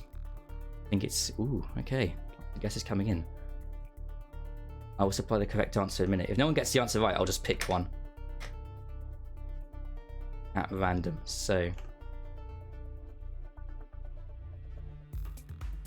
that's what you define as a pier. Well, I'm going off of a map which I've got here from a website called Tourist Link. It shows me all the piers that we've flown over. So I'm gonna quickly flip back to the main card. Here we go. Let's bring up the Google Chrome. Where's it gone? That's my Word document. Chrome. Showing. Got Google Chrome? No, bear with. Chrome. Done. No, it's not working for some reason. Come on.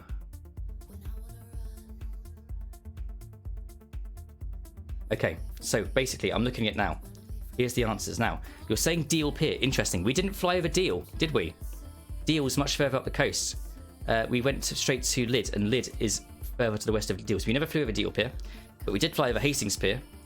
We did fly over Brighton Pier, Worthing Pier, and Ryde Pier. Eastbourne Pier is technically there too, but it's not modelled, so I will accept answers of 4 or 5. And Mr. Airbus said 4 first. So I'm delighted to say, Mr. Airbus, congratulations, you've won a free Burning Blue Design scenery. That was tense. Right, that was tense. But yeah, so even though you got the guess technically was like half wrong because you thought Deal was included, Deal was not on the list. But however, we did fly over Brighton. Brighton, Hastings, Eastbourne, Worthing Pier, Brighton Pier, and Ryde Pier. That's 5 piers. So I'll be in touch with you very shortly to give you a free code for any Burning Blue scenery of your choice. But for everyone else who's here who watched, thank you very much for joining me on the flights. As I say, we'll be going again on Wednesday, and it'll be a VATSIM stream. But until then, I'll see you shortly. And also, next time that Burning Blue release a scenery, of course, we'll be doing another group flight. I will endeavour to make that happen. So until Wednesday, have a nice day, guys. See you later.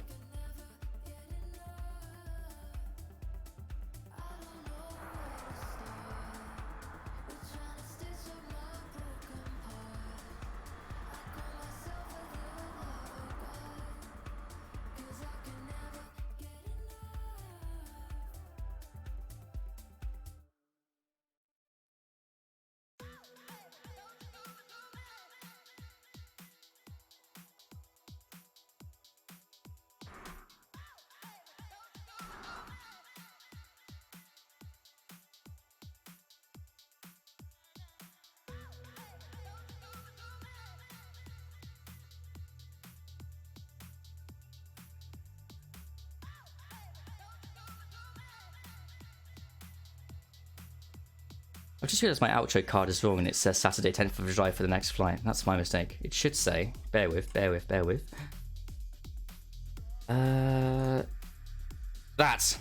There we go. See you next week.